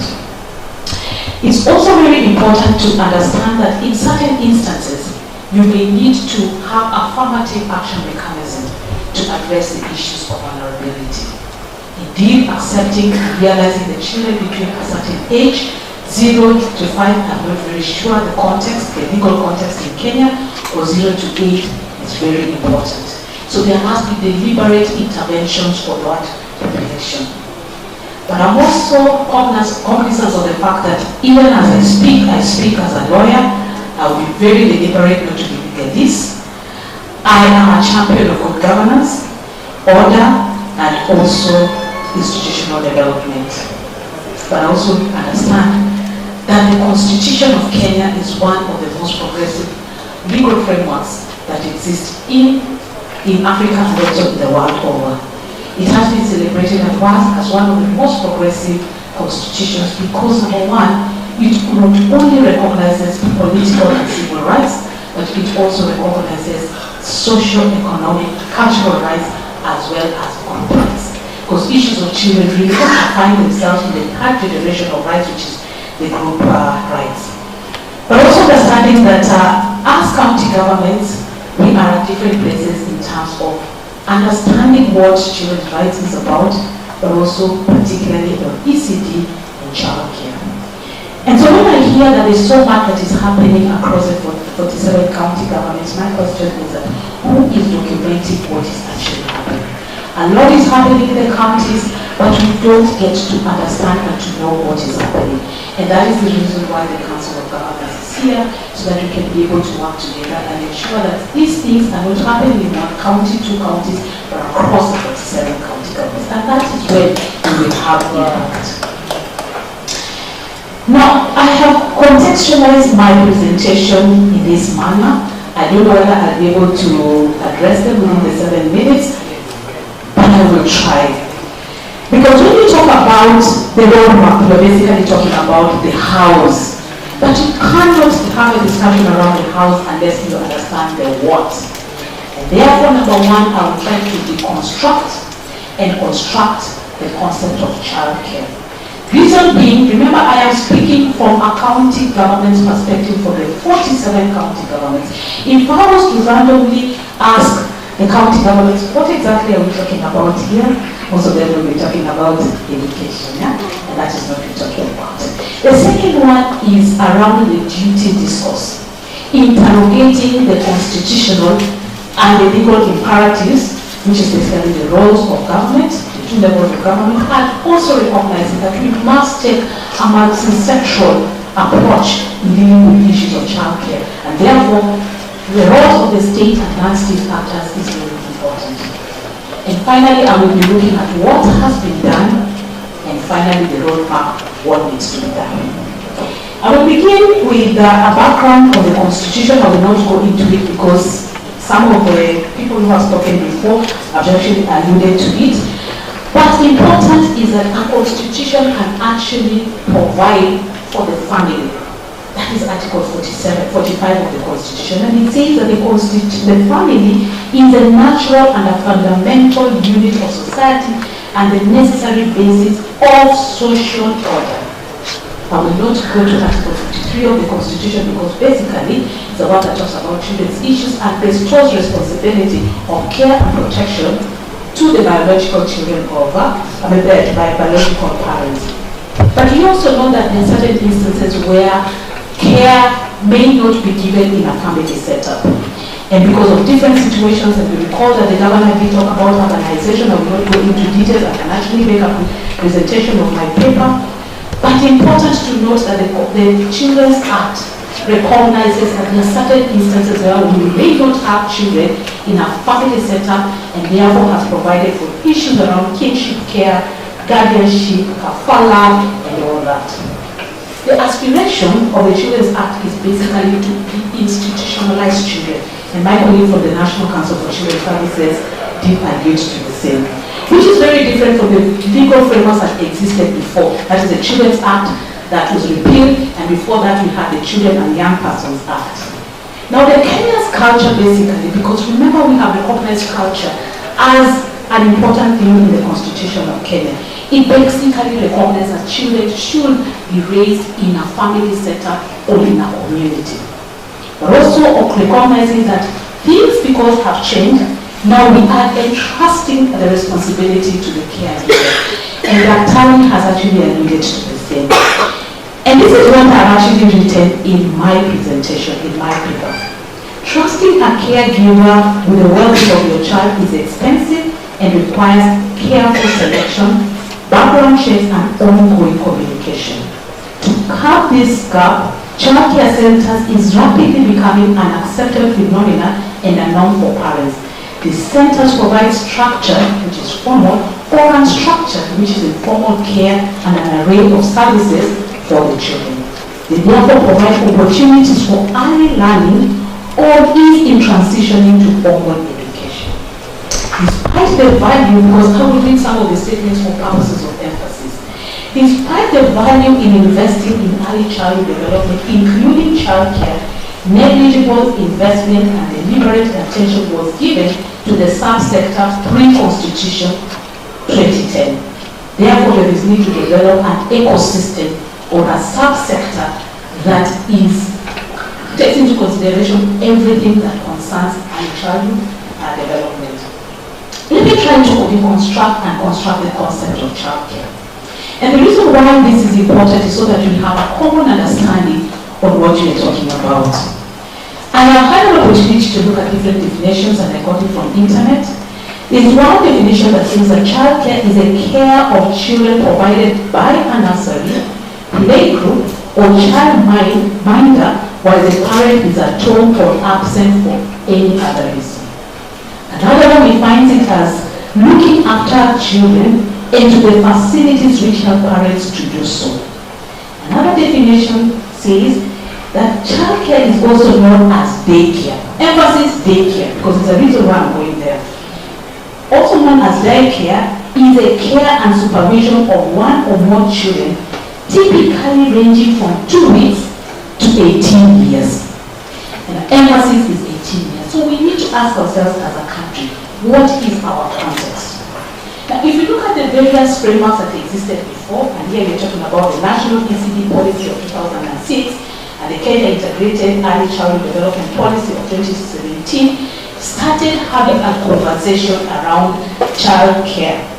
However, the Constitution of Kenya and the Children's Act is the first legal framework that introduces the term child care facilities. I've had an opportunity to look at the various framework. That is actually the document. Regrettably, the frameworks do not define the term child care or child care facilities. Am I right or wrong? Right. Therefore, that failure can actually create ambiguity. Now, if you look at the draft Kenya Integrated Child Development Policy, which my colleague has alluded to, attempts to define for the first time what it is. And ladies and gentlemen, I urge you to listen to the definition. It says it describes child care as interventions or services targeting children between 0 and 8 years, so we need to agree as a country which is the age, that are child-friendly or good quality. Okay, I'm being told that I have 3 minutes, but I can attempt to conclude. Actually, you don't even need to conclude. You stop at a critical place and then you will continue. Yeah. Because it's such rich information. Don't rush it. Okay, so what I will do then, I will go to I will deal with the what's and then the hows I can actually address the next lunchtime. That is good. So it says that childcare as intervention or services targeting children between 0 to 8 years that are child-friendly, of good quality, accessible, and contextually relevant, providing care and stimulation while parents and caregivers are away from home or at work, especially for the most vulnerable families and communities, including those living in informal settlements. These young children are nurtured in home-based care and daycare or night care facilities.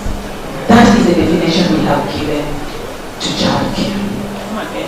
Now, that definition, in my view, resonates with the aspirations of the World Feed for Children 2002, whose clarion call and emphasis is for every child to have a good start in life through promoting quality nurturing care and safe environment.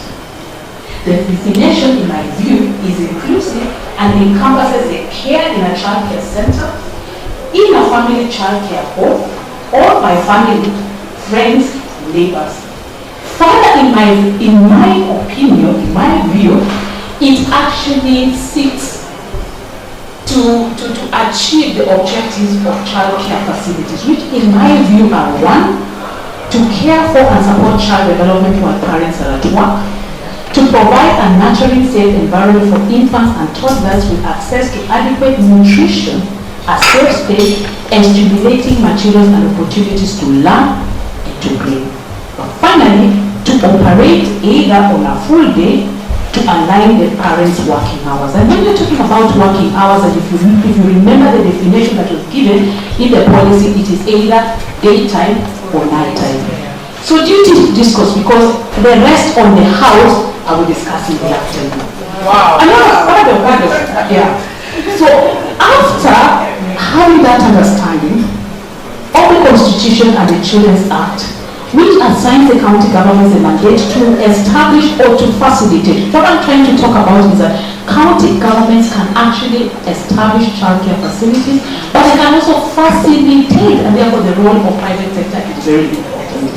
The purposive interpretation, this is Irene's interpretation, the purposive interpretation of the function is that the county governments are responsible for childcare in its broader sense and not just limited to the facilities. So we need to unpack that. And county governments cannot work alone. Neither can the county governments and the national government work alone. And therefore there is need for an integrated multi-sectoral approach to childcare that is informed. This ensures that we have cross-sectoral issues. And I remember the first time this policy came to our office, I said no, it cannot be health that is dealing with issues of early childhood development, because then it will be skewed to health issues. And children's issues are not just health issues, they are all multifaceted and multi-sectoral. This approach, in my view, brings together the state, the non-state actors, brings together policies, legislation, norms and standards for delivery. I stop at that.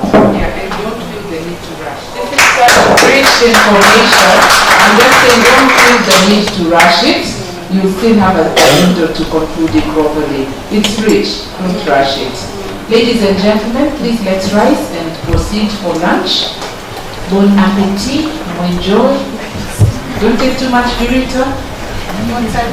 We come back at 2:30. Should I say come back at 2? Even come back at 1:45. Sour, there's stove amazing displays going on. Please stop by the stalls, enjoy, engage. The lunch is just ahead. We've got ushers to guide us. Intervention team, please be ready to show people where to go for lunch. The room will be locked, don't stress too much. Jennifer and the team handling the VIPs from the council, thank you for it and take that and usher them to where they should be. Yes. Struggle is strict about time, guys. This time I will start straight at 2:30. Don't miss out. Jennifer, the person who is supposed to guide the council team, please come for them. Let's go sing for lunch. Let's enjoy. Jennifer, looking for you. Or Ima can go with the visitors.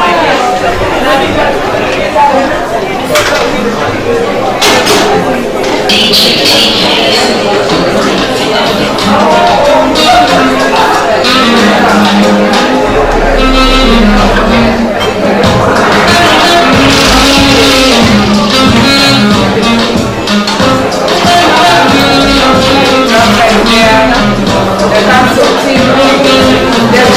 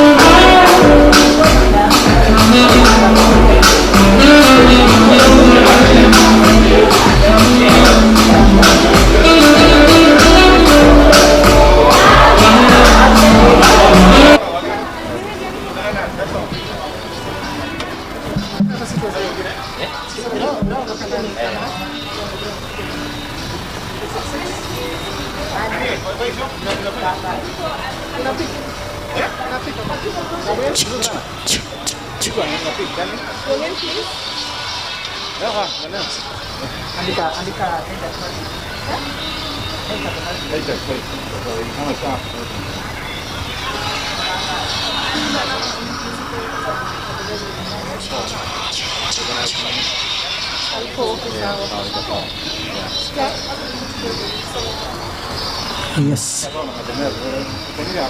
Mic check. Mic check. Mic check.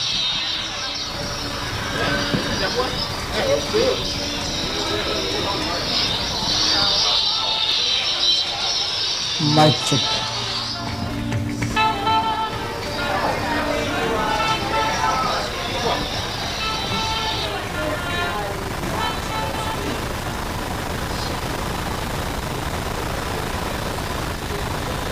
Tools to make every interaction count? Are you part of the movement of great practitioners who believes that the brain development is highest in the first 5 years of life, and that if you miss that window, then you have missed it completely? Are you here because you believe that you have a responsibility and can bridge the gap between what we know about early childhood development and what we practice in our schools, homes, and communities? Do you believe that you can bridge that gap? Do you believe that you have what it takes? We're going to now listen to people who believe that they have what it takes. We're going to listen to other impact stories, but as promised, if Irene is here, we're going to give Irene her last few minutes to conclude. And after Irene concludes, then we will go into a panel, and then I'll hand over to Esther just briefly, and then we go to our breakout sessions. So we'll move very fast. It's intentional, it's quick and short, and we keep awake. Let's welcome Irene.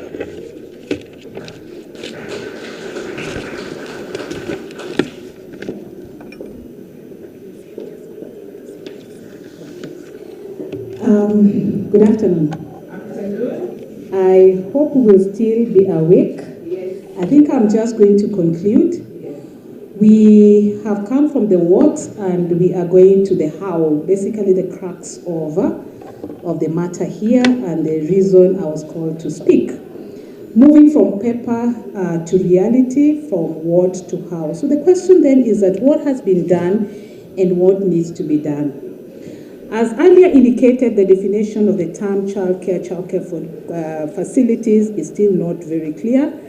That notwithstanding, county governments have developed frameworks to address the function.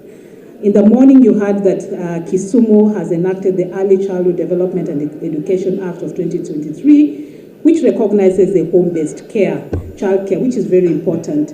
The Nairobi County, on its part, has also enacted the Nairobi City County Childcare Facilities Act of 2017. And I did hear in the morning that there is progress in terms of the regulations. I recall, I think it was last year or 2 years ago, there was supposed to be discussions around the regulations, and then there was supposed to be a meeting, and that was called off. I'm hoping that we can be able to have progress.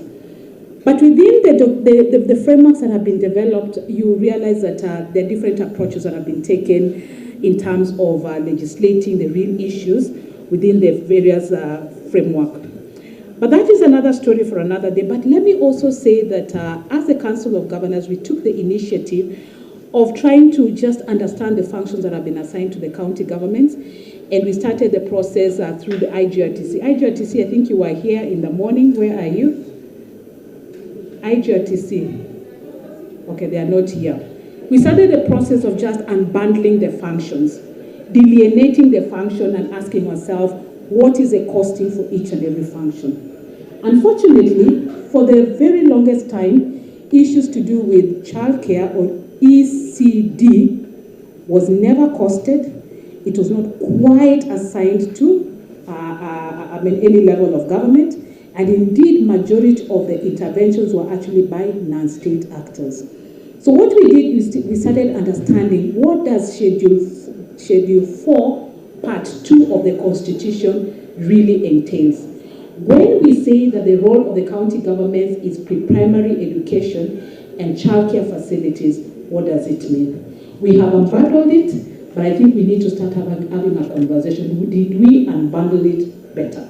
I will give an opportunity to CAC so that you can be able to see the document and see whether that was well captured. But in terms of house, number one, we have already started a conversation around developing a model children policy that provides the rights of children in its entirety within the context of county governments and also looking at issues of childcare. We will greatly borrow from the frameworks that already existing. We will look at Nairobi County, we will look at Kisii, we have Mombasa. From where I sit as a department, I can actually tell which counties have developed which frameworks. If you want to know, I can be able to avail to you. But the beauty about this is that, number one, resources can actually be allocated.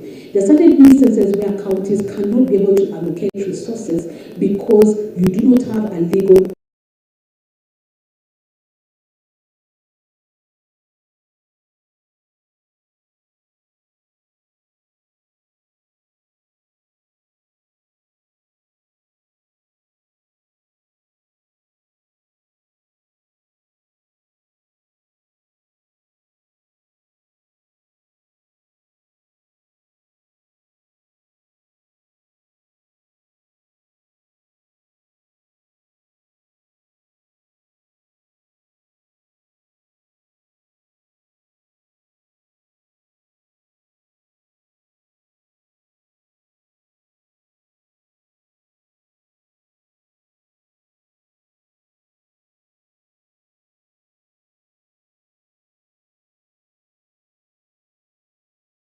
Number two, I dare say that we need to revisit the draft Kenya Integrated Early Childhood Development Policy as well as a care reform strategy and ask ourselves, does it articulate issues well? This is to ensure that policy issues are being well captured and policy recommendations are very clear. Number three is leveraging on the role of COG to institutionalize county governments as ECD and childcare duty bearers. You recall His Excellency say that his county is doing this, but we must replicate it across the 47 county governments. Because if it is good for Nairobi, it definitely must be good for Nandi County. So we need to have that conversation. And we are giving you a platform as a Council of Governors to do that. Number four is to develop a model county children policy encompassing childcare for domestication of counties. Recognizing that counties are different. They are different entities. One county is very different. The social issues, the cultural issue, the economic issues of one county is very different. Even the political aspect of it is very different. So we contextualize. We have the model one, borrowed from the various frameworks that we have, and then counties then can be able to domesticate. But we must ensure that the bare minimum is in that model legislation. The fifth one is a model childcare facilities. You recall what His Excellency said in the morning, that he went to a facility and there was no provision for it. The question that begs here is that, do we have a model framework, infrastructural design of our childcare facilities, even before we go into the services that need to be rendered with those facilities? It is very important. I recall when we were trying to attempt to look at childcare facilities, and I was telling my colleagues that there's many things that we need to consider. Number one, the infrastructure. Number two, the resources, human resources, and here we're talking about the service providers within the facilities, the services that you're going to have, the registration or accreditation of those facilities, the registration and accreditation of the workers is very important, or the people who are in the ecosystem is very important. Number 8, we need to consider, number 6, we need to consider establishment of a sector working group on childcare. I don't know whether we have it. Perhaps it is there, but it has not been institutionalized. And as agreed in the morning, there is no way you're going to have a conversation without without the government taking the lead, because the ultimate duty bearer really is the government, even before it goes to other people and all that. And the government is responsible to ensuring that the rights of the children are actually protected. The seventh one is issues, and I've heard people talking about it, curriculum development and capacity building initiatives. Have we taken stock of all the players in the ecosystem and asked ourselves, what are the capacity needs, number one? What is the curriculum? And I'm glad that Anita was part of the sponsors. Unfortunately, none of them is here. I would have loved to see them. They were Anita was once my employer. The other one is enhanced advocacy on financing of ECD and joint resource mobilization of the same. You cannot sustain programs unless the government is able to allocate resources. And here you're talking about resources at the national government and the county government. And because we are aware that resources are usually limited, we must be able to have a resource mobilization strategies for sustainability purposes. The other issue is peer-to-peer learning. And I'm glad that there are people from different jurisdictions. We had the Tanzania experience and all that. We must enhance peer-to-peer learning and be able to understand what are their context, what are their legislation and policy, and try to domesticate. I recall the governor say that we have done so much, but there's so much that we also can't be able to borrow, especially jurisdictions of similar context, that is economic, social, political, and cultural context. But at the end, we must be able to have a homegrown solution. What works in Ethiopia may not work in Kenya. But there's the good things that we can be able to borrow from that. But importantly is to say that we are not good at domesticating. We are not good at documenting good practices. Now, when I hear Nairobi is doing all those beautiful things, who is documenting them? Who is speaking about them?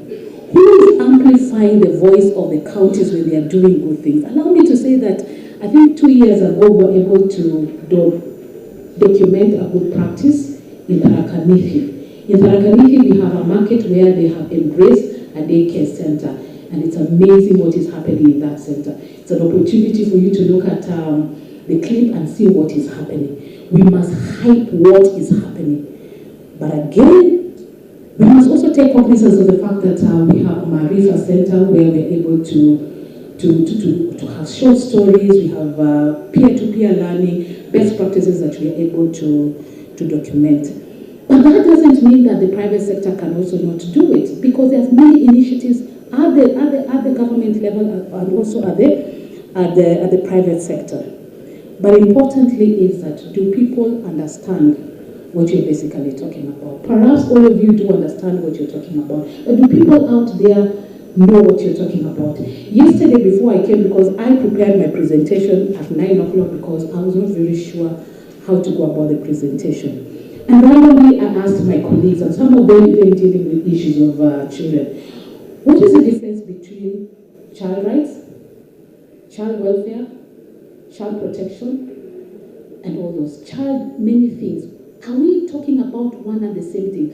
When you're talking about childcare, are you talking about the whole sum, of the rights that accrue to a child? What is the differentiation between ECD and the general rights conversation around children? That is very important. And that can only be done if we take the initiative and document and write opinion pieces. I don't see opinion pieces about ECD, and also policy position papers about ECD and childcare.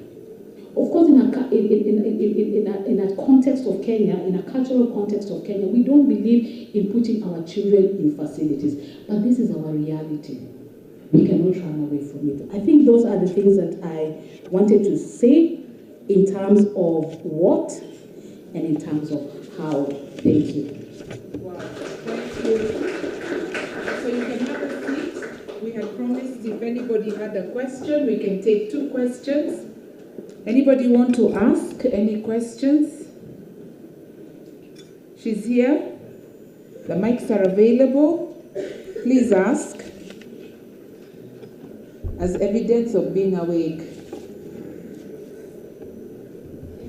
Yes, here's a mic. Thank you. Just say your name, your organization. We take all the questions together and then she'll respond. National Council, are you still here? Please come. The gentleman had to leave. Okay. I think there were no certain disclosures from my end. I also sit in the board of the National Council for Children's Services. If there are any questions, the ones that I can be able to respond to, I will respond to them. Well done, Irene. Kenyan. Thank you so much. My name is Jacqueline Muthura. I am the project manager for the Localizing Women's Economic Empowerment in Africa project. It's really a pleasure to be here. And believe it or not, it is not a question, more of a comment. You're welcome. Thank you. You raised the issue of documenting what counties are doing, and it's something we just started in March, and it's something that we realized this is a gap we can come in to fill. We realized counties are doing something. We are curious to what extent are they the ones leading the conversation? Are they the ones investing in childcare? To what extent are they investing in childcare? So what we have done is commissioned CRU, I think everybody knows CRU Kenya, and to document in at least one county in the previous 8 regions, to document what are counties doing, what initiatives do they have in place, one for childcare as well as for women's economic empowerment. So one of the issues is, can we get county on the front line? I like what His Excellency is saying, that we need to be the ones also, not just waiting for donor money, not just waiting for donors to fund civil society organizations. How do we address the intergovernmental challenges, and how do we get counties investing in childcare? Thank you. Any other question? Let's just have all the questions together. Yes, there's a mic here. Please raise your hand a little bit high so they can see. I encourage you to be writing your questions so when it's your time, you just read it. Thank you, Madam Irene. Maybe I may stand. Thank you. Dr. Baraza. I just want to ask a brief question. To what extent the Council of Governors have done to put childcare together? And to what extent the Council of Governors is doing to realize the creation of Childcare Act for county governments? Thank you very much. One last question for Irene. Please pass the mic to the lady behind. My question is about the differently abled children. In Ebakasi near Mama Lucy, there is no school for differently abled children. Is the governance ready to set aside a school of which these children are taking a very big distance from Ebakasi to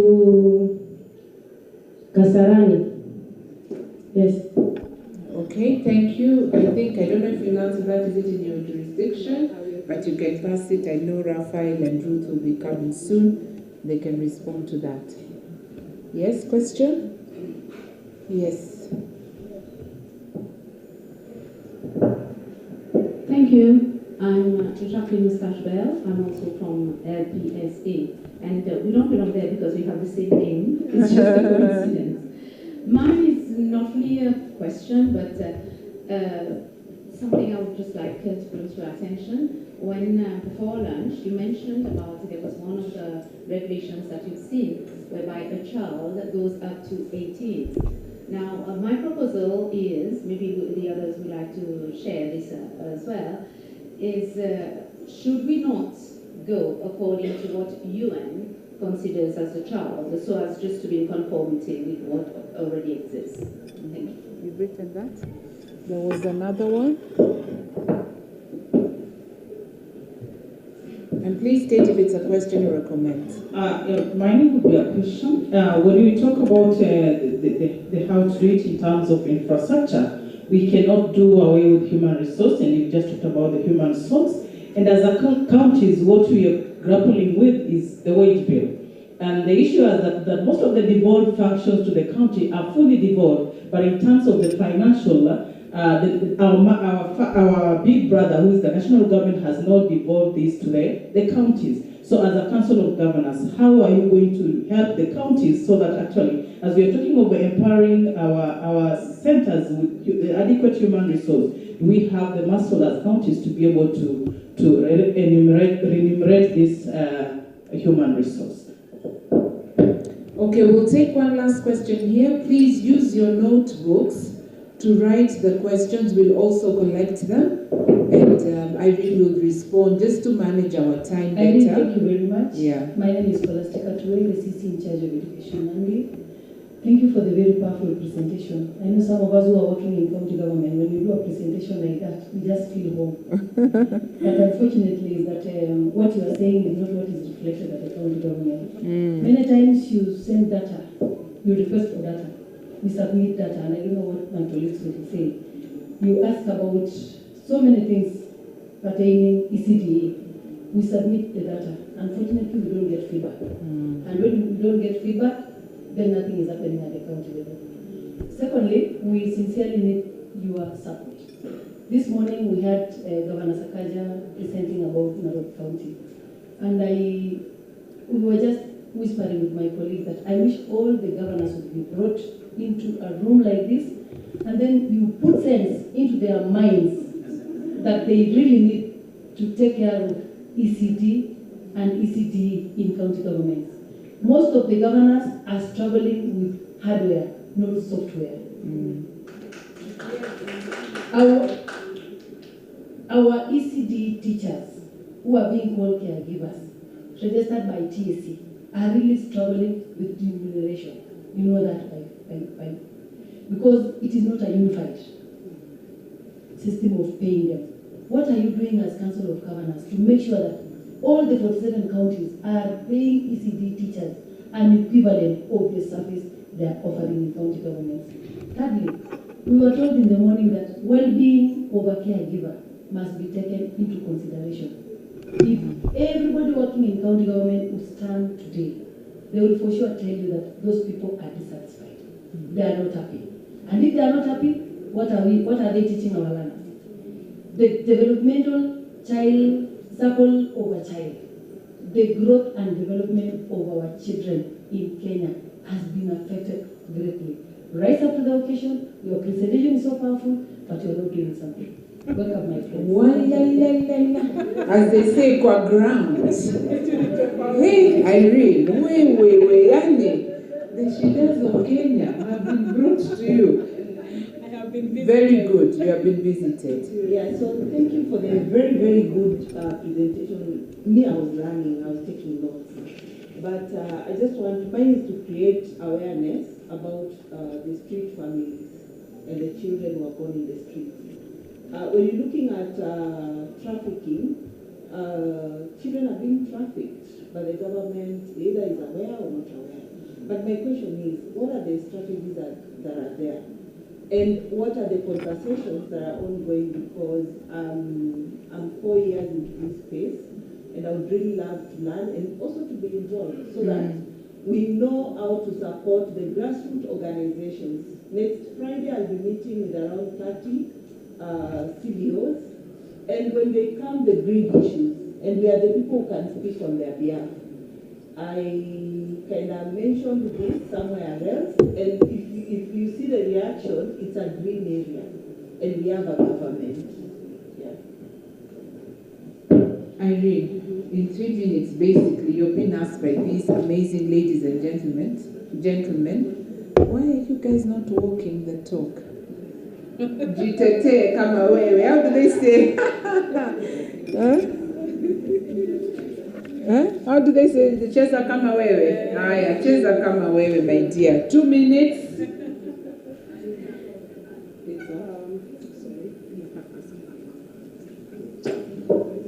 Nandi County, I hear you loud and clear. The COG is established for county governments. I want to apologize that we've been asking for data and we are requested for data every other time.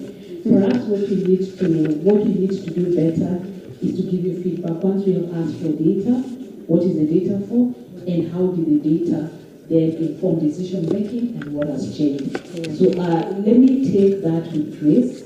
that say that we will improve and also give feedback to our focal person who is in charge of that sector. But to Jacqueline, I think that was a comment about documenting what counties are doing, and that you have engaged CREW. Actually, we have an MOU with CREW. CREW is one of the people that we work with. On investment and financing, I think the first thing that I would want to say is that first financing model should actually come from the government. But because government is not able to sustain because resources are scarce, then the next thing is the issue of resource mobilization and having partnerships and collaborations either locally and also internationally. I think that is very important. But also to understand, before you even start talking about resources, you must understand what is the function. Are you able to unbundle it? And that is why one of the things that we did was have a child index. Because we have a health index, we have what index, but we do not have a child index.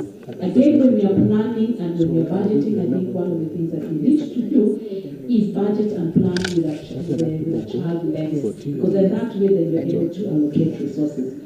To Mr. Dr. Baraza, the issue of Childcare, the Act, I'm not very sure what it is, but then what I wanted to say is that we are developing a legislation on childcare, which will be able to address all those issues based on the parameters, and that is why the conversation began with understanding what is childcare and what is childcare within the context of county governments. I'll allow my colleague from Nairobi County to address the issue of children with disability and access to education, but also to Jacqueline from LPSA. I think when I was giving the definition, I think what I said is that we need to start rethinking of the legal construction, the age. What is the age? Because you see in other jurisdictions they've talked about child care between a certain age. In other jurisdictions they're talking about 18. I am not very sure what the international instruments make reference to. Perhaps it's something that we need to consider. And because the policy has not been passed, we may want to internalize it. And I think that is why I say that we need to look at the documents that we have and whether they have done justice to this issue. The issue of ECDE and especially about the caregivers and the teachers, I think it's an issue that we've grappled with for a very long time. And I remember when we developed the curriculum and the documents for ECD, we really were at pain because there are some counties that say that if you start paying, for example, the ECD at a certain age, the welfare of caregivers, I think that is important, I think, and I've addressed it. I think that brings me to the end of the questions. I took everything with grace and I'll allow the county government of Nairobi to address the issue of the schooling for disability, children with disability in Embakasi County. I think with that, can I fall or I wait? Yes, I think we...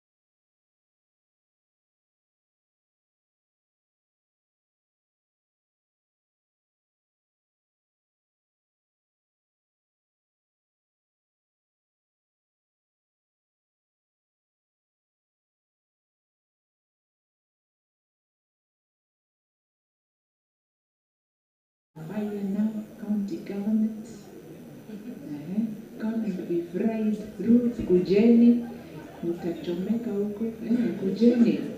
You need each other. It's going to burn. Help each other hapo. Come, Wilkista, are you here? LREB, are you here? Please come. Rafi, you are enthusiastic before, now it's getting hot. Eh? And then let me also add you some people who did not get an opportunity earlier. No, I think that's okay. What I promised to Gertrude and to Silas and Nema, no, let's have at least let's have Autism Voices for Children represented, please. Just in all fairness, inclusion is important. We'll hear something, we'll learn something. Are they here? Why has the panel shrunk, Easter? Kmet, are you not here? Oh, she's here. Ah, good, all right. Kmet didn't give a name, it was just Kmet, sorry for that. Raphael, your name is here. Are you coming with Ruth as well? Okay, Wilkista Awino Odera, County Government of Kisumu, are you here? Okay, please come. A CAC member from representing LREB. Hey, who has a name like this in Kenya? LREB, yes, LREB, that one. Please come. Why are your seats looking so empty? Your peeps are shy now. So what Esther is going to do is there'll be that. Okay, so there's one part of the program again, in trying to manage time, we'll push to tomorrow, the second open mic session. I think we had a treat from the morning. We'll have another one tomorrow and people will get the opportunity, so we'll jump that. So Esther will start with this group for a few minutes and then have her panel discussion with the next team. Then we go out for a few minutes of breakout and we are done. Sawa sawa. You guys are the best. Let's clap for Easter. And it is not Esther, it is Easter. Every time I introduce her, people think I'm making a mistake with your name. Thank you, thank you. Thank you. That tells you that somebody did some nurturing very well and was very specific and deliberate. As a rejoinder to what Irene said, we are having an impact story. This is not a panel. I think that is what brought the confusion. This is not the panel, because we have yet another panel that will be discussing the multi-sectoral team. And I just wanted to do a rejoinder to what we've been telling these various stories, the same story, but in different ways. And I want to tell Imaya that we've been looking at it from your point of view as somebody who planted a mustard seed. From the Bible, we are told is the smallest. I don't know how small. I try looking at the smallest seed that I see. Something like the chia seed. Do you know the size of a chia seed? The chia seed is very tiny. So when you plant it, the mustard seed grows and grows and grows and becomes big. So collaborative action is something that was planted. And so many have been put in this basket to just make it grow and grow, all for the sake of the children.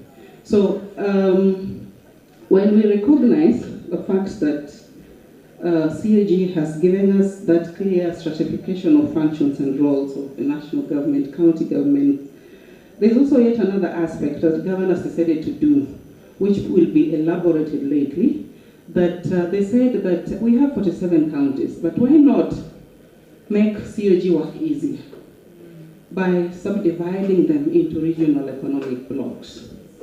So as we have the regional economic blocks, we realize that these are counties that deliberately decided to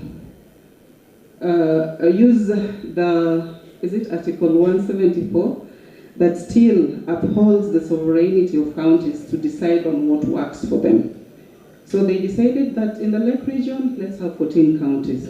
But we look at the common issues that put us together so that we can pool resources, mobilize resources, share ideas, create platforms that would simply enhance service delivery at county government. So that has been happening for quite some time now, since inception in 2018. And it is something that we are not we're going to continue advocating for, and also just respecting that policy issues are a jurisdiction of the county government.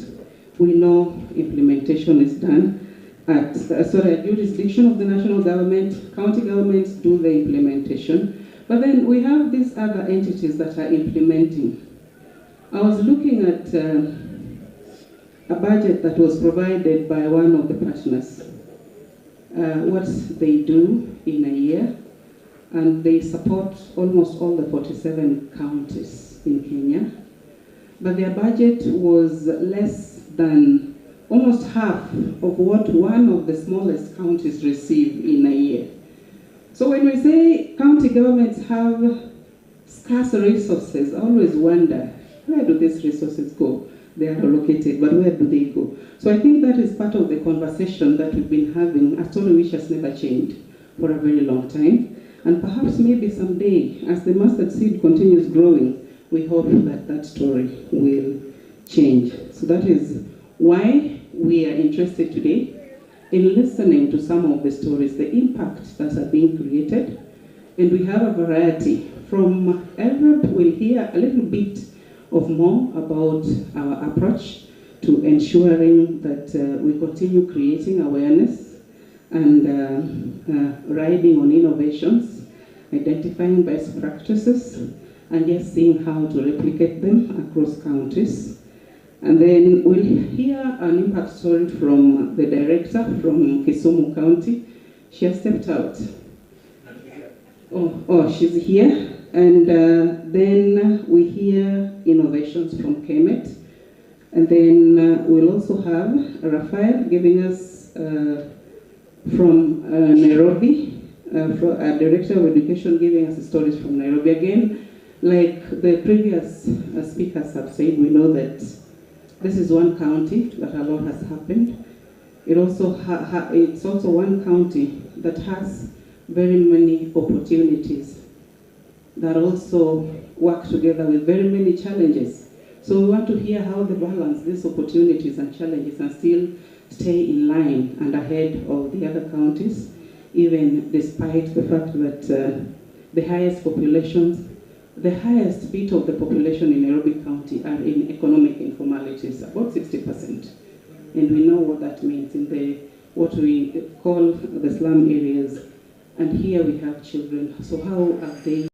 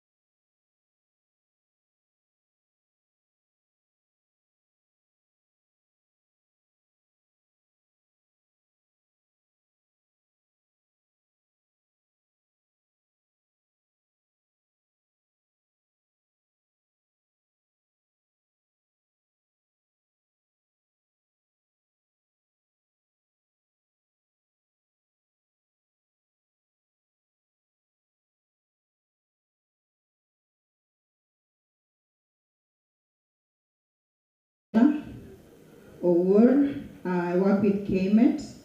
Kemet is based in Kisumu, but we currently operate in 42 counties of Kenya with various innovations.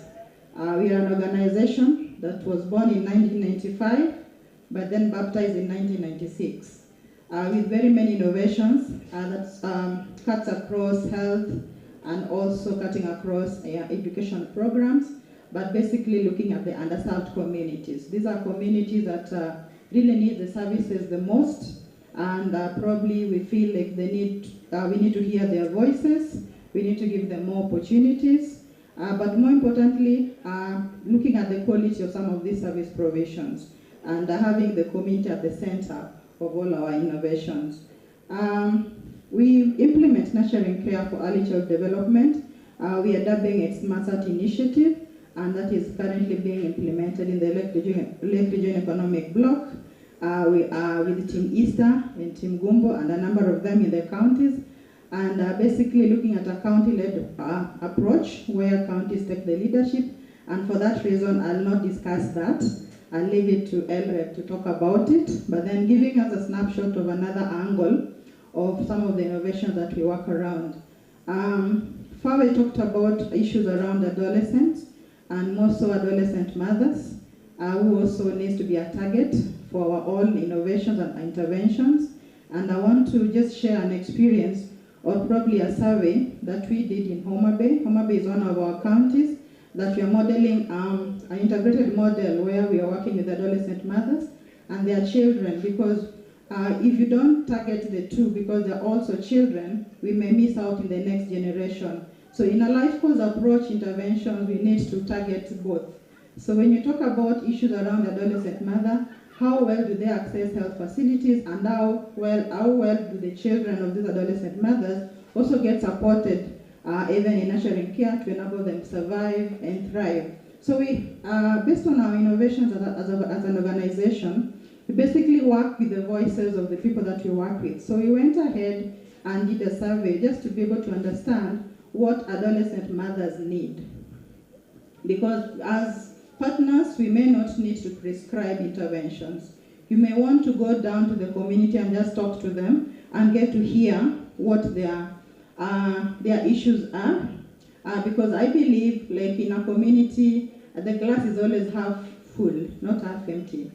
They have the issues with them, and they also have the solutions within. So how do you co-create together with the team to ensure that you generate solutions with the team, and so that it becomes more impactful and more resourceful, so that at the end of the day you change the negative indicators that we're seeing around us.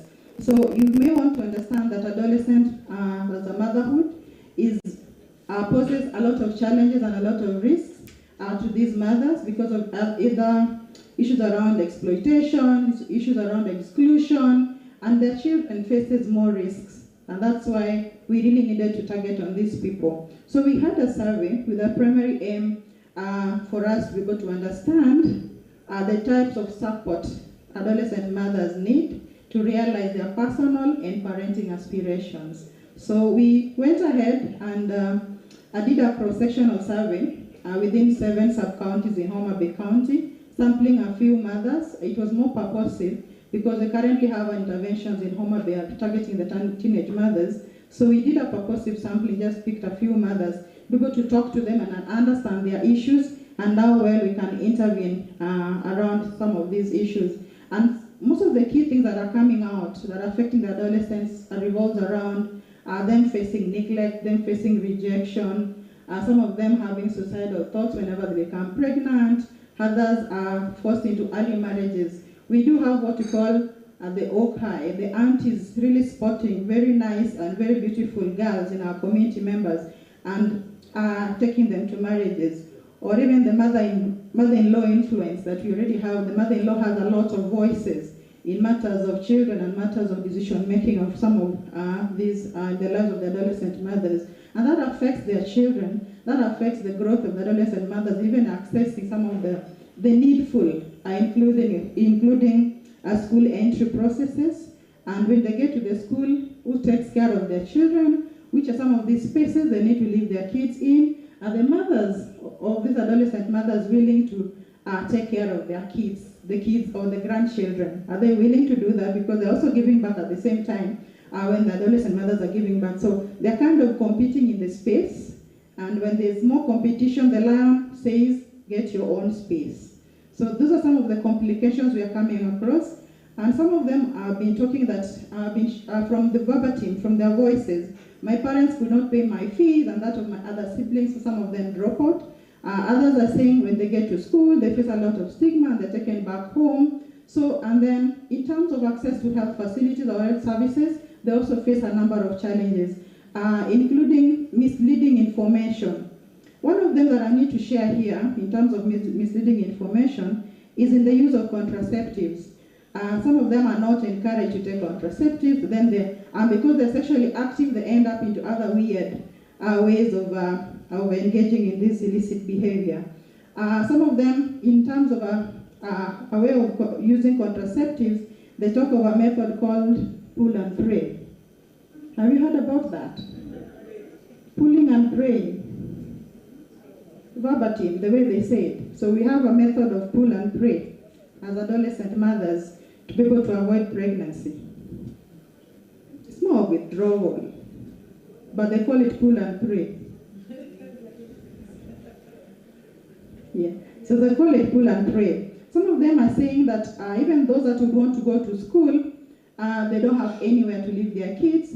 They're also saying they're not able to fully concentrate in class.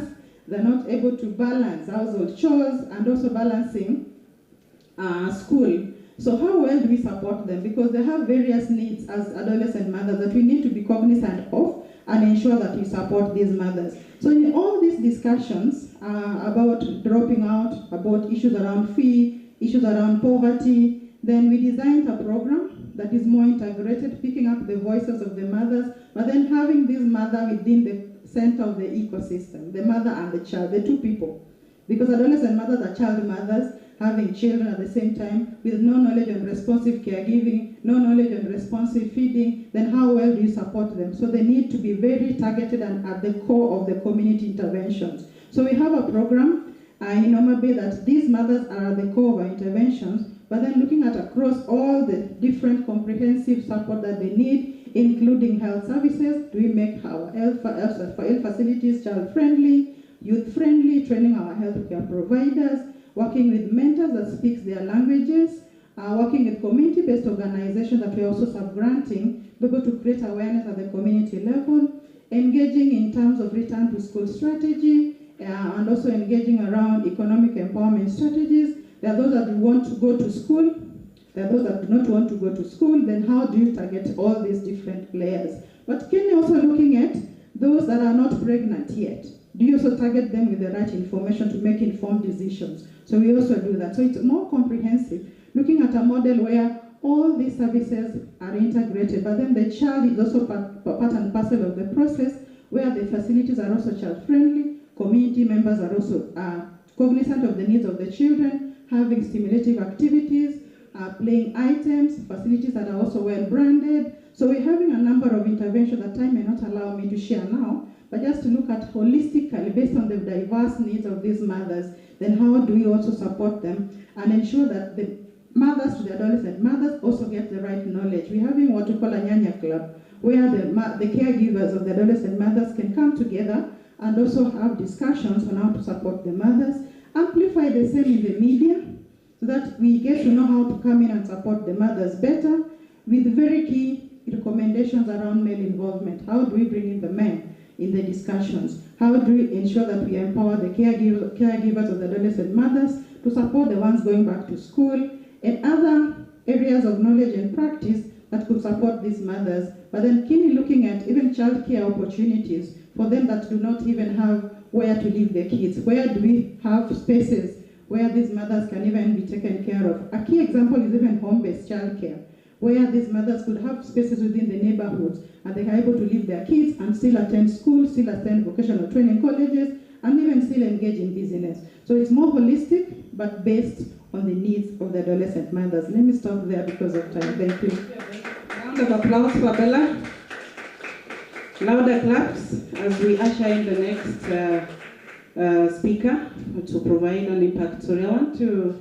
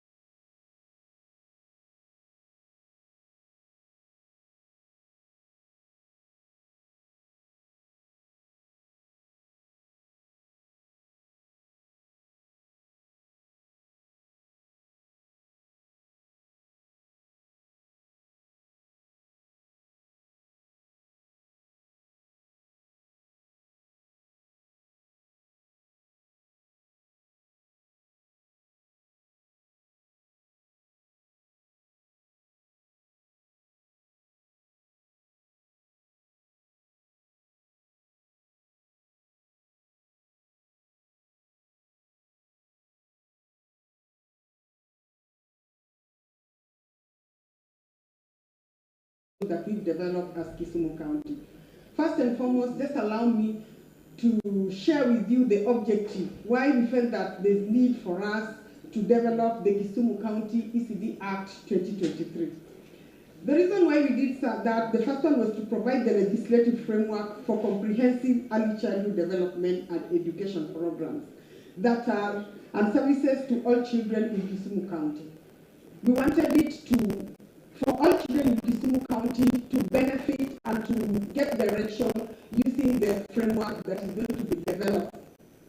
Another thing is that to ensure that the main agenda of natural care for early childhood is incorporated in the Act.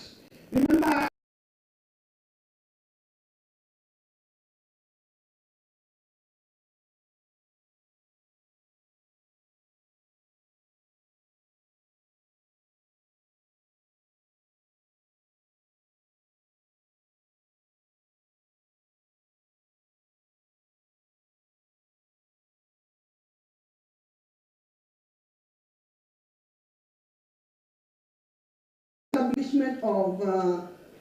the establishment of Early Childhood Development and Education Committee, the CSEC. When you look at the policy guideline of 2017, there's that component of CSEC. So for us, when we were developing the Act, we ensure that the role of the CSEC members is clearly stipulated in our Act. And another objective, another reason why we felt that it's right for us to have our own act is to establishment and registration of childcare facilities. When it comes to aspect of registration, we know very well that registration was the mandate of the Ministry of Education. And being that ECD is a dual function, and we've heard from Irene from COG, Irene, I hope I've not, yes, from COG that as a county, we are supposed to discharge our mandate. So for us, Kisumu County, we are already in the process of coming up with registration processes. And so we ensure that we must have, there has to be a law that is going to anchor onto it. So you find that there is issue of childcare facilities which are attached to ECD centers. We have home-based childcare facilities, and also we have standalone childcare facilities. So it is very, very important for us to ensure that everything that is happening within these childcare facilities are as per the law. So allow me now to talk about the ECD regulation, because at the moment we have the Act, which was enacted in November 2023. And as Kisumu County, we are now working on regulation. So the ECD Act 2023 was enacted into law by the Kisumu County Assembly in November 2023. And you know very well that it is a requirement that once the Act has been formulated within 3 months, we must have a regulation that is going to help us operationalize the Act. So Kisumu County currently has developed the first draft of the regulation through the collaboration of different partners. Different partners who are presented here really supported us in coming up with the Act. I can see the BT is there, CRS is there, KMET is there, Kidogo is there. It was a collaborative effort of different partners who supported us in coming up with this regulation. Allow me now to talk about the roadmap, where we are at the moment. So the roadmap for ECD regulation, it provides a clear pathway from initial stage of conducting the research on delegated matters of Kisumu County ECD Act to submission of the final policy document for the implementation. So the roadmap that I'm going to share, I thought that I was going to project, but I'll just take you through whatever I have. The roadmap will also remain flexible enough to adapt to changing needs. So let me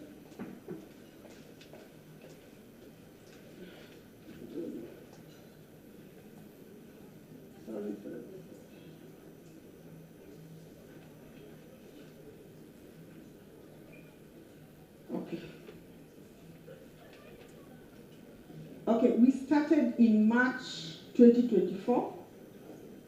We had the drafting team, a team of 5 members who came up with the zero draft.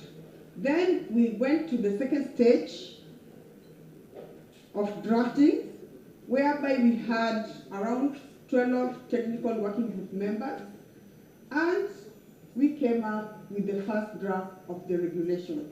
So those ones were done between March and April. At the moment, you are going to the next stage, which is consultation with stakeholders.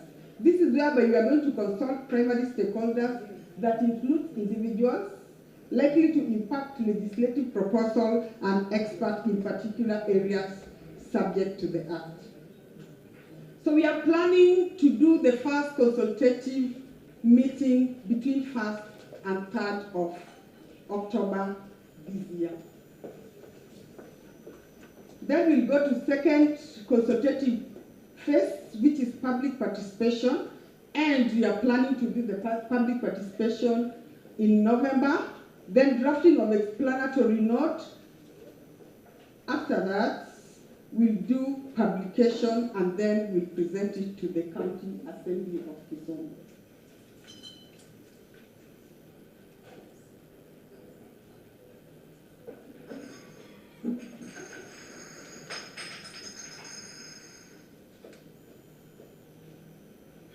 So the next step of finalizing Kisumu ECD regulation requires collaborative action of different partners. And this is critical as it will ensure that policy document is comprehensive, inclusive, and feasible. So what are we going to do? What are the strategies that we are going to use for this collaboration? The first strategy that we feel as Kisumu County is to establish a collaborative working group. This collaborative working group, we can establish it using different stakeholders that are working in childcare ecosystems. Then the next strategy is to conduct joint validation workshop. And this one will foster collective ownership and allows policy documents to be refined through broader feedback. Then another strategy that we are planning to do as Kisumu County is coordinating resource sharing. And this one will minimize duplication of efforts by different partners. And then we are going to engage in co-financing and budget planning with different partners. This one will help us to ensure that no partner is overburdened. Let's assume that we've been working with the BT or KMET. We don't have to rely so much on KMET or UNICEF or UDABT. When we sit together and plan together, it is going to give us an easy time when it comes to financing of this policy. Then there is establishing joint monitoring and evaluation framework. That is another strategy that we are planning for collaboration, and this will ensure accountability, enabling partners to track policy interventions and make timely adjustments. So what I can say is that by using these strategies, Kisumu County, through collaborative action of childcare, will effectively finalize the draft regulation, which will be inclusive, well-researched. It will be well-researched because remember that we are involving different stakeholders. And then it will emphasize importance of shared responsibility and joint ownership for the sake of this young child of Kisumu County. Thank you. A better clap, a better clap. Louder. Thank you for giving us a snapshot of what is happening in Kisumu County. Here we are discussing regulatory framework for the ECD Act that was put in place in 2023. And Kisumu is one county that we are also looking forward to replicating for the other counties in LREB. Allow me to bring in Nairobi County. A clap for him as he comes.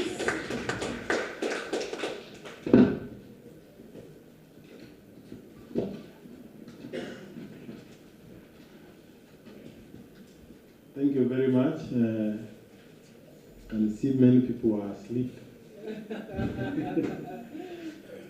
afternoon. Good afternoon. Good afternoon. Good afternoon. I will be very brief. A lot has been said about Nairobi, and since the leader of Nairobi was here and he articulated what we are planning to do, I will just talk about the childcare facilities regulations and the Childcare Facilities Act, and what we have been doing and the lessons that we have drawn from working with many actors in trying to develop the regulations that will guide how we are going to treat our children when they are kept in, or when they are taken care of in childcare facilities. So first, I would like to thank Imaya and the team for this platform, because at this level, if we do not share our experiences, we will not be able to move forward. Because when you do it alone, you might not know what is working well and in other areas. So I would like to thank the organizers of this platform and this space which has brought us together to discuss the welfare of our children and how to make sure that we take care of our main resource, which is our young children. Remember, a society is judged by the way it treats their children. And Nairobi is the biggest urban area in the country. And as many speakers have said, we bear the responsibility of most of the children. And it is here where young people come to start families, and it is here where they need to go and advance their careers. And while they do so, they need a proper platform which can take care of their children while they are away. And again, there is also that big group of the caregivers. Mr. Imaya talks about 7,000 centers. They are quite informal. That is a huge group. No one has ever registered them. No one has ever recognized them. They have been out of even financing formally. And therefore, when we unlock that space, we are not only taking care of our children, but we are also opening up businesses for the caregivers and the entrepreneurs, and at the same time, freeing our young mothers so that they can advance their education and also advance their careers while at work. So what have we done in Nairobi? In 2017, the Nairobi Childcare Facilities Act was enacted. I was not there. In fact, I'm also a story of learning about children. I joined the department in the year 2019, and very fast, a meeting was convened by then our acting chief officer, Madam Ruth, and that is where I met the team of Mr. Imaya and the rest, and then the conversations started. And then we found out that we have an act, but we do not have regulations. And it is very difficult to go and implement an act, because an act is quite sketchy. It doesn't say what you will do at what step. And therefore, the journey started of developing the regulations. So over time, we have developed very good regulations, I might say, and we have been assisted by the collaborative action for childcare, because we have been working with them, providing expertise, sometimes providing for the workshops, and also providing for the linkages. Then, at some point, there was change of government, sometimes change of focus, but I must admit, now we are at a good space where we hope these regulations will be in place not less than 3 months to come. What is in these regulations? When we started working on the regulations, and this is a lesson we need to share to other counties, we were very ambitious, and we were putting very ideal situations in those regulations. in terms of the monies the entrepreneurs are supposed to pay, how we are going to ensure that they meet the standards, and so on and so forth. But sometimes back we called the entrepreneurs themselves, and many of them turned up to come and give a contribution to the regulations. And one lesson we learned from them is that we were very far from the reality of the ground. And they really gave us a lot of insight on what they would wish to be assisted to continue doing what they have been doing for the longest time possible. Some we were talking about the qualifications. And at our conference, we were talking about the manager of a child care facility should have a diploma. And then the ladies were asking us, we have been doing this job for the longest. We know it better than those who have gone to school. Are you trying to say that our experience will go into train? So those are the conversations we had. And then the monies we were talking of, and then they said, look, this is what looks like a child care facility in the informal settlement. When you talk about these figures and these spaces, you are simply telling us that we will never comply. And we will just continue doing what we do in our black market. So there is a lot of lesson when you develop regulations with the practitioners on the ground. Lastly, because I want to be very brief, what have we learned generally is that we need to work together, to collaborate. Because many of us are doing a lot. I will give an example of Nairobi. When you look at the resources in the ECE being, shared or being injected in Nairobi space, be it by the government, be it by the CSOs, if we can bring all those resources together per se, I think the resources are enough.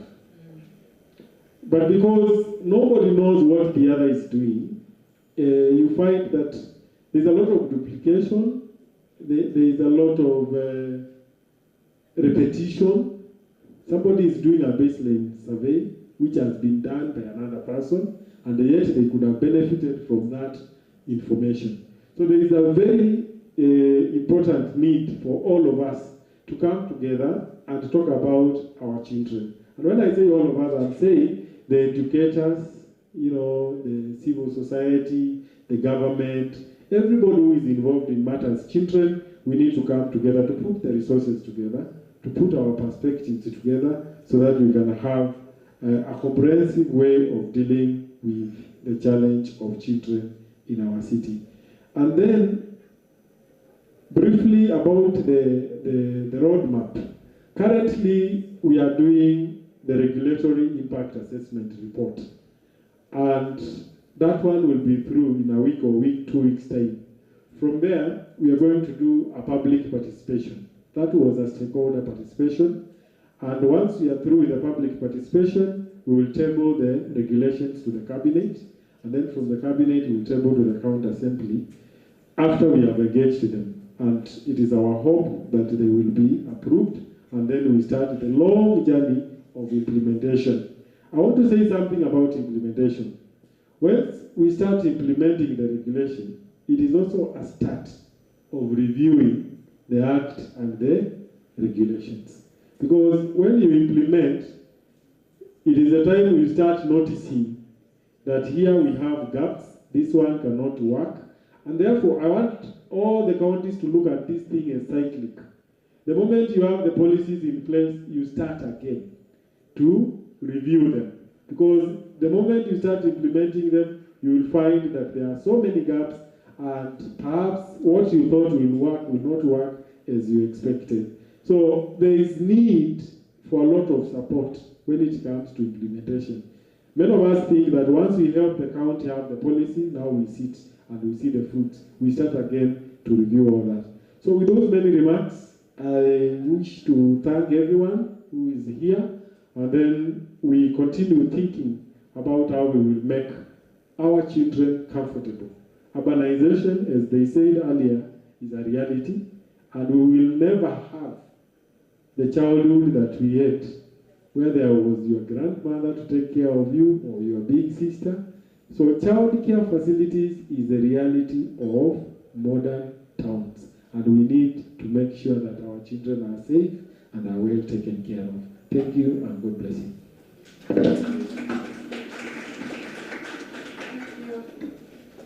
Thank you so much for reminding us that it cannot be a one-size-fits-all. So it has to be specific to what works. So we also congratulate Nairobi County for the steps that they have taken. It's indeed quite good. Now we are moving on to the next speaker who is going to give us an impact. I've been looking at the composition of this sitting here. But there are two entities that I'm not seeing that should have been represented. I don't know, because of maybe conflict of interest, they are not here. The legislative arms of government, our county assemblies are not here. Another bit that is not represented here, we know that there's a lot of research that happens. There's a lot of work that is going on.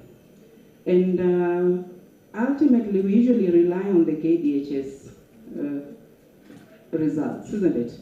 Which comes after about 5 years. So we had one in 2022, we are waiting for another in 2027.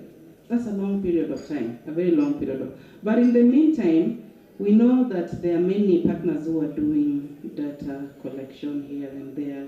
Here, COG, you asked about the data that we've been collecting, what happens to them? But now, the other entity that I want to bring on board is one that we have also deliberately decided to pull all these resources together and just how to see how to bring together the executive arm, the legislative arm, and we are talking about policy. So the buck stops with the MCS. After talking and talking and talking, that is where we are headed. So as a region, how do we work on that? If I stand here in every bench, I would be able to identify 3-4 people by names because of the collaborative nature of our existence and what we do, because we work closely with them just towards supporting the process of service delivery. So I want to bring Ocheng Gumbo from the Lake Region Economic Bloc to briefly just tell us what happens or how we can make it better to work together as a team. Gumbo, a round of applause for him as he comes.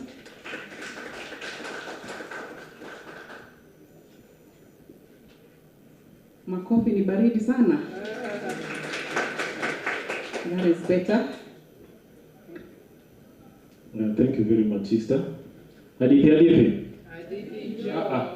Hadithi. Are you able to see me? Yes. Are you able to smile to me? Yes. Thank you. So I want to give a brief about Lake Region Economic Bloc. My name is Ocheng Gumbo. I work for the Lake Region Economic Bloc in the field of health. So we work around the 10 departments that we have within our counties. So our major vision basically is to achieve a sustainable development through effective coordination, innovation, effective resource mobilization, optimal utilization of the small resources that we have within our counties. So LREP is basically made up of 14 counties. We have counties in the Old Nyanza, including Kisii and Nyamira. We have the western counties, and then we have the 4 counties that we have within the Rift Valley. That is Nandi, Kericho, Bomet, and Trans Nzoia. Basically making the 14 counties within the Lake Region Economic Bloc. So what our role is to try and coordinate activities, either of the implementing partners or of the county governments in between. We have very small resources within our county. So how do we utilize them in a way that they can bring more impact within our counties? And that was the essence of bringing the Lake Region Economic Bloc together. So that when you talk about 14 million people, then you're talking about a third of the entire country where you can make an impact as an implementing partner within the region itself. So in LREP, we have about 8 blocks in the country. But the one that is shining in terms of activities is the Lake Region Economic Bloc. Do we have members here? LREP? Simuinua hata mkono. Baraza. Wameshinda hata watu wa Nairobi. So Lake Region Economic Bloc is more active and proactive because our governors, through the summit. Basically, the summit is basically made up of the 14 governors, made a deliberate resolution that we have to work together as a team in order for us to promote our ideas. So nurturing care basically is something that was shared with all the governors within LREB, and the chair, who is the governor of Kisumu County, signed that particular document saying that all the LREB counties must promote issues of nurturing care within the Lake Region Economic Bloc. So in 2019, we came up with a situation analysis within LREB. That is Ronaldo. So we did a situation analysis. Basically, it was a baseline analysis just to understand the field of nurturing care within LREB. And out of this, we picked 7 counties where nurturing care, in terms of promotion and activities, was supposed to be done. And these 7 counties were basically picking up on the model that was done in Siaya County. Siaya County is more or less like the pioneer of nurturing care for ECD. So within these 6 counties, we've done a lot in between. For example, we have trained the CCMs of all the departments on issues nurturing care for ECD. So they understand when it comes to policies, when it comes to ideas within the county itself on issues nurturing care. But the challenge is the CCs come in and they always come in and go every now and then in between. So we resorted back to making sure that for us to have stability, then we have to focus on the directors. So within the directors, we formed a multi-sectoral team, an MST team, and I'm seeing 2 chairmen here for Homa Bay. Thank you. For Busia, Muganda. Oh, thank you very much.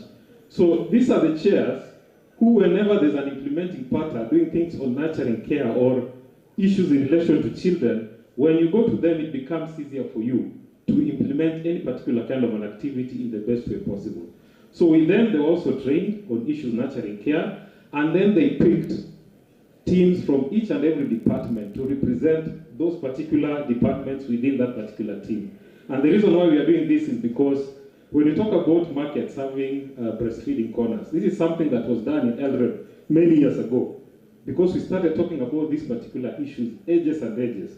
So the trade department understands that whenever we are drawing markets, whenever we are building markets in between, we have to have these particular breastfeeding corners. Do we allow our children to play the best way possible? In construction of our schools, is it something that is friendly to our children? And this is something that was discussed and shared with all these particular directors in order for them to understand this particular process. The second thing is that we shared another memo with all the counties on making sure that issues nurturing care are included within the CIDP. And this was done in basically all the 14 counties. The reason why is that whenever they're budgeting for other things in between, they go back to their CIDP and look at the reference point that we are supposed to budget for, maybe a playing field, we are supposed to budget for our children because it is anchored in the what? In the CIDP. Another thing is that we also work with the assembly, county assemblies. They're also trained on issues nurturing care for 2 days. And they also understand their role in terms of legislation when it comes to nurturing care. We picked the chairs of different departments, this particular kind of a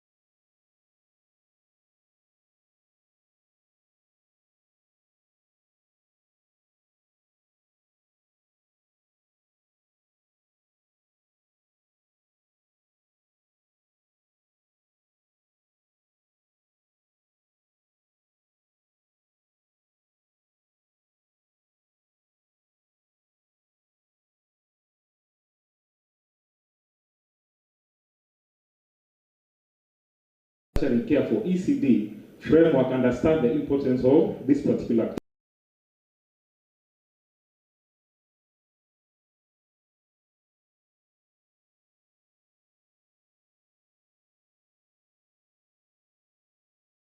County brings their learning activities. For example, in Vihiga County, they do a lot when it comes to immunization.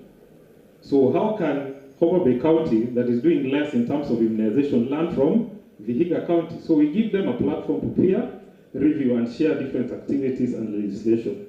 And then we also do our activities based on data and research. Right, currently we are doing the second situation analysis just to understand what has happened for the last 5 years on nurturing care. Once that is done, we'll also share that information so that we also see where we can plug in. And then another thing is that we try, as I said initially, we try and work with the county assemblies. So for you to pass your legislation, we have a county assembly forum within ELRA. And it is chaired by the speakers. They have their own chair. So anything in terms of legislation becomes easier for us to pass because it is their baby. This particular kind of nurturing care we're talking about is about them and their children for the future.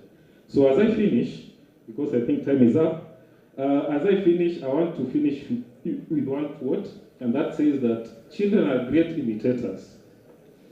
So give them something great to imitate. Are you a good imitator? Are you showing them what they're supposed to do? Or are you showing them things that in future we won't have a country at the end of the day? Thank you very much. A round of applause for Gumbo. Naona tumechoka sana. Before the team sit and before we get the next instruction, I would like Lillian to just entertain us a bit, even though we have Kayamba Africa, but just come and ask or tell us who this child belongs to. Who is this child belonging to? The one we are discussing. Is it for the implementing partners? For the county government? For the national government? For COG? Is it for health? Education? Or does it belong to gender?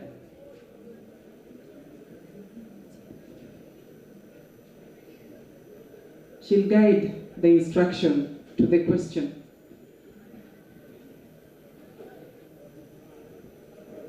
Good afternoon, everyone. I see everybody's awake. Some may be nodding here and there, but I would like to say that the child belongs to everyone, everyone.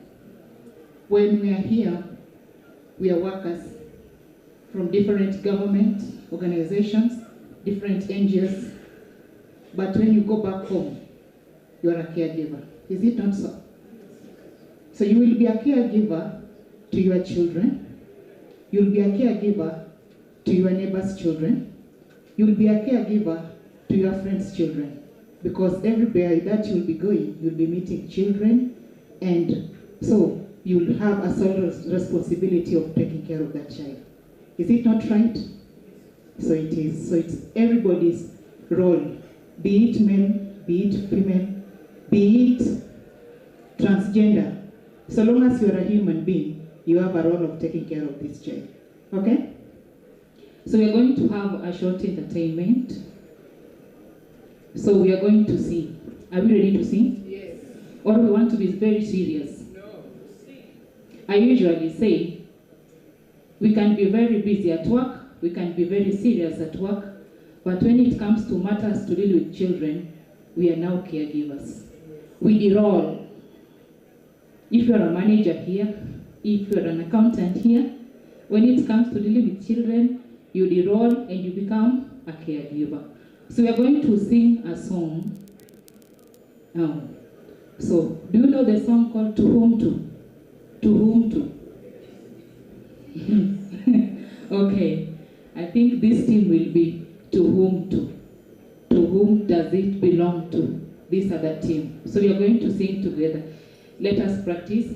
To whom to? To whom to? We are done. Do you want us to stand? Let us stand up, please. Say hi to your neighbor.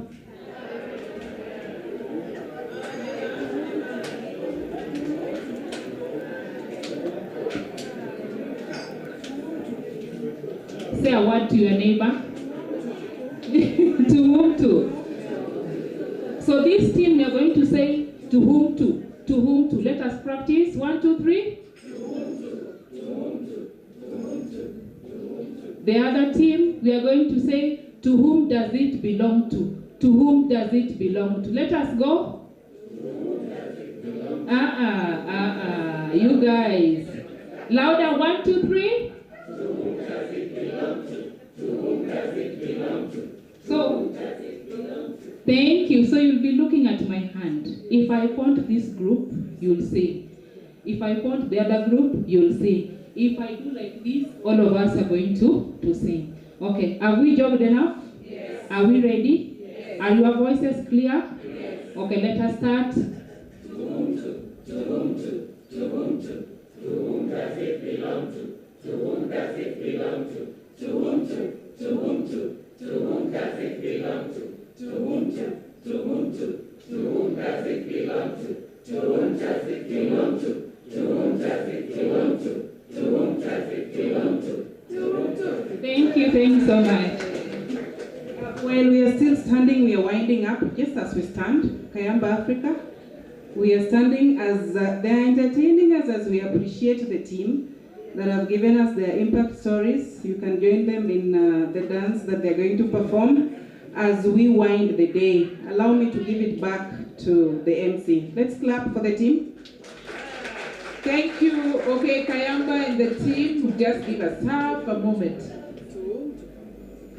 Oh, I've been told it's not Kayamba Africa, it's Kayamba Muziki. You know.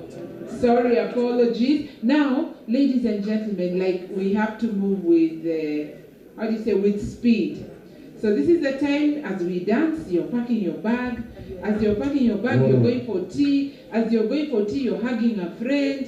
As you're going home, you're networking, you're dancing. Now, till tomorrow. Now, we apologize for the things that didn't happen today. And promise that tomorrow, all those guys who are on fire, we shall let you burn us tomorrow. Are we together? Kayamba Muziki, come on stage. Ladies and gentlemen, pack your wallet, pack your bag. We are leaving. Yes. Okay, announcement. There is lots of time for tea and networking. It is only this room we are leaving.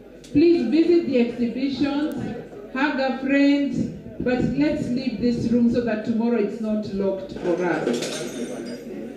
Please pack your bottles also, remove them from the ground. You know what I love about adults? Please let's rise to our feet. Let's rise to our feet. I love this about adults, which is very different from children. If you want children to go, you just say go. If you want adults to go, you say stay. So I invite you, ladies and gentlemen, to stay in the room. Yeah. Let's use reverse psychology. Maybe people will leave. Kayamba, usher us out.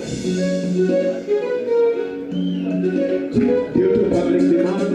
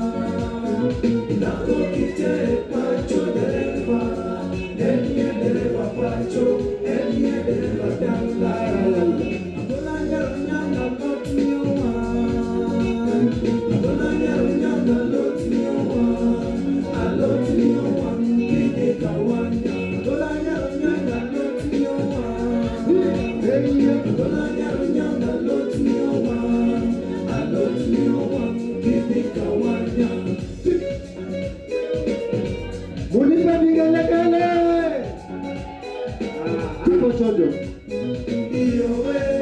Unaenda pavyo.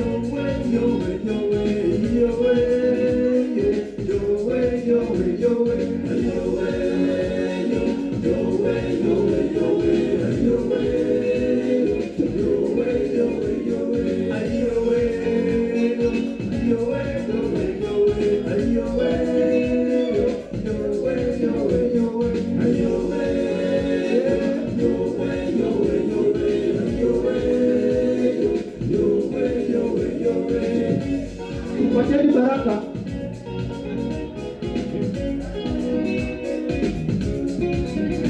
Munipe hapa. Tunaenda hiyo pande huko. Huku tena.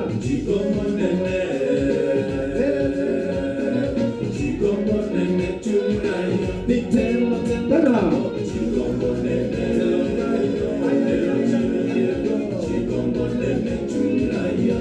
Ya mwisho tena.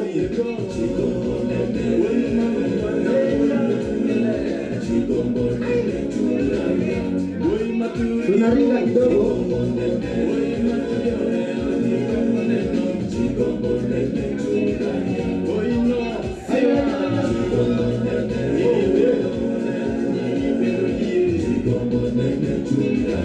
Vuta chini kidogo.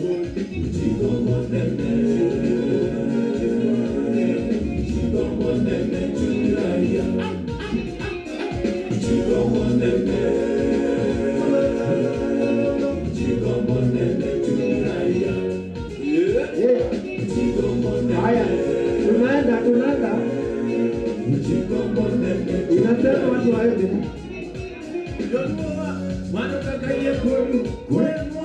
Hapo Sojo.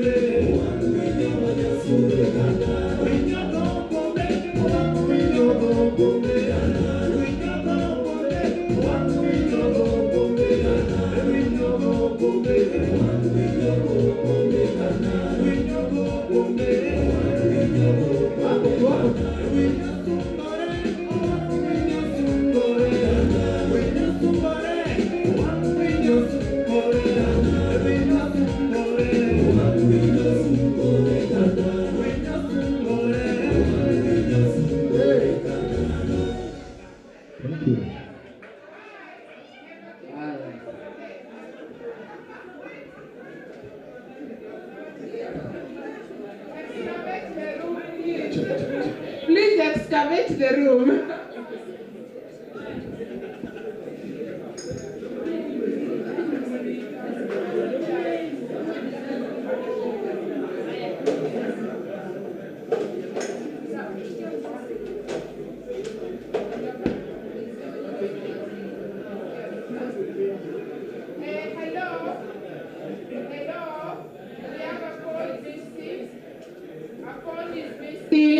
Please, these phones look alike. We know you did not intend to carry someone's, but please, dial her number. Someone dial.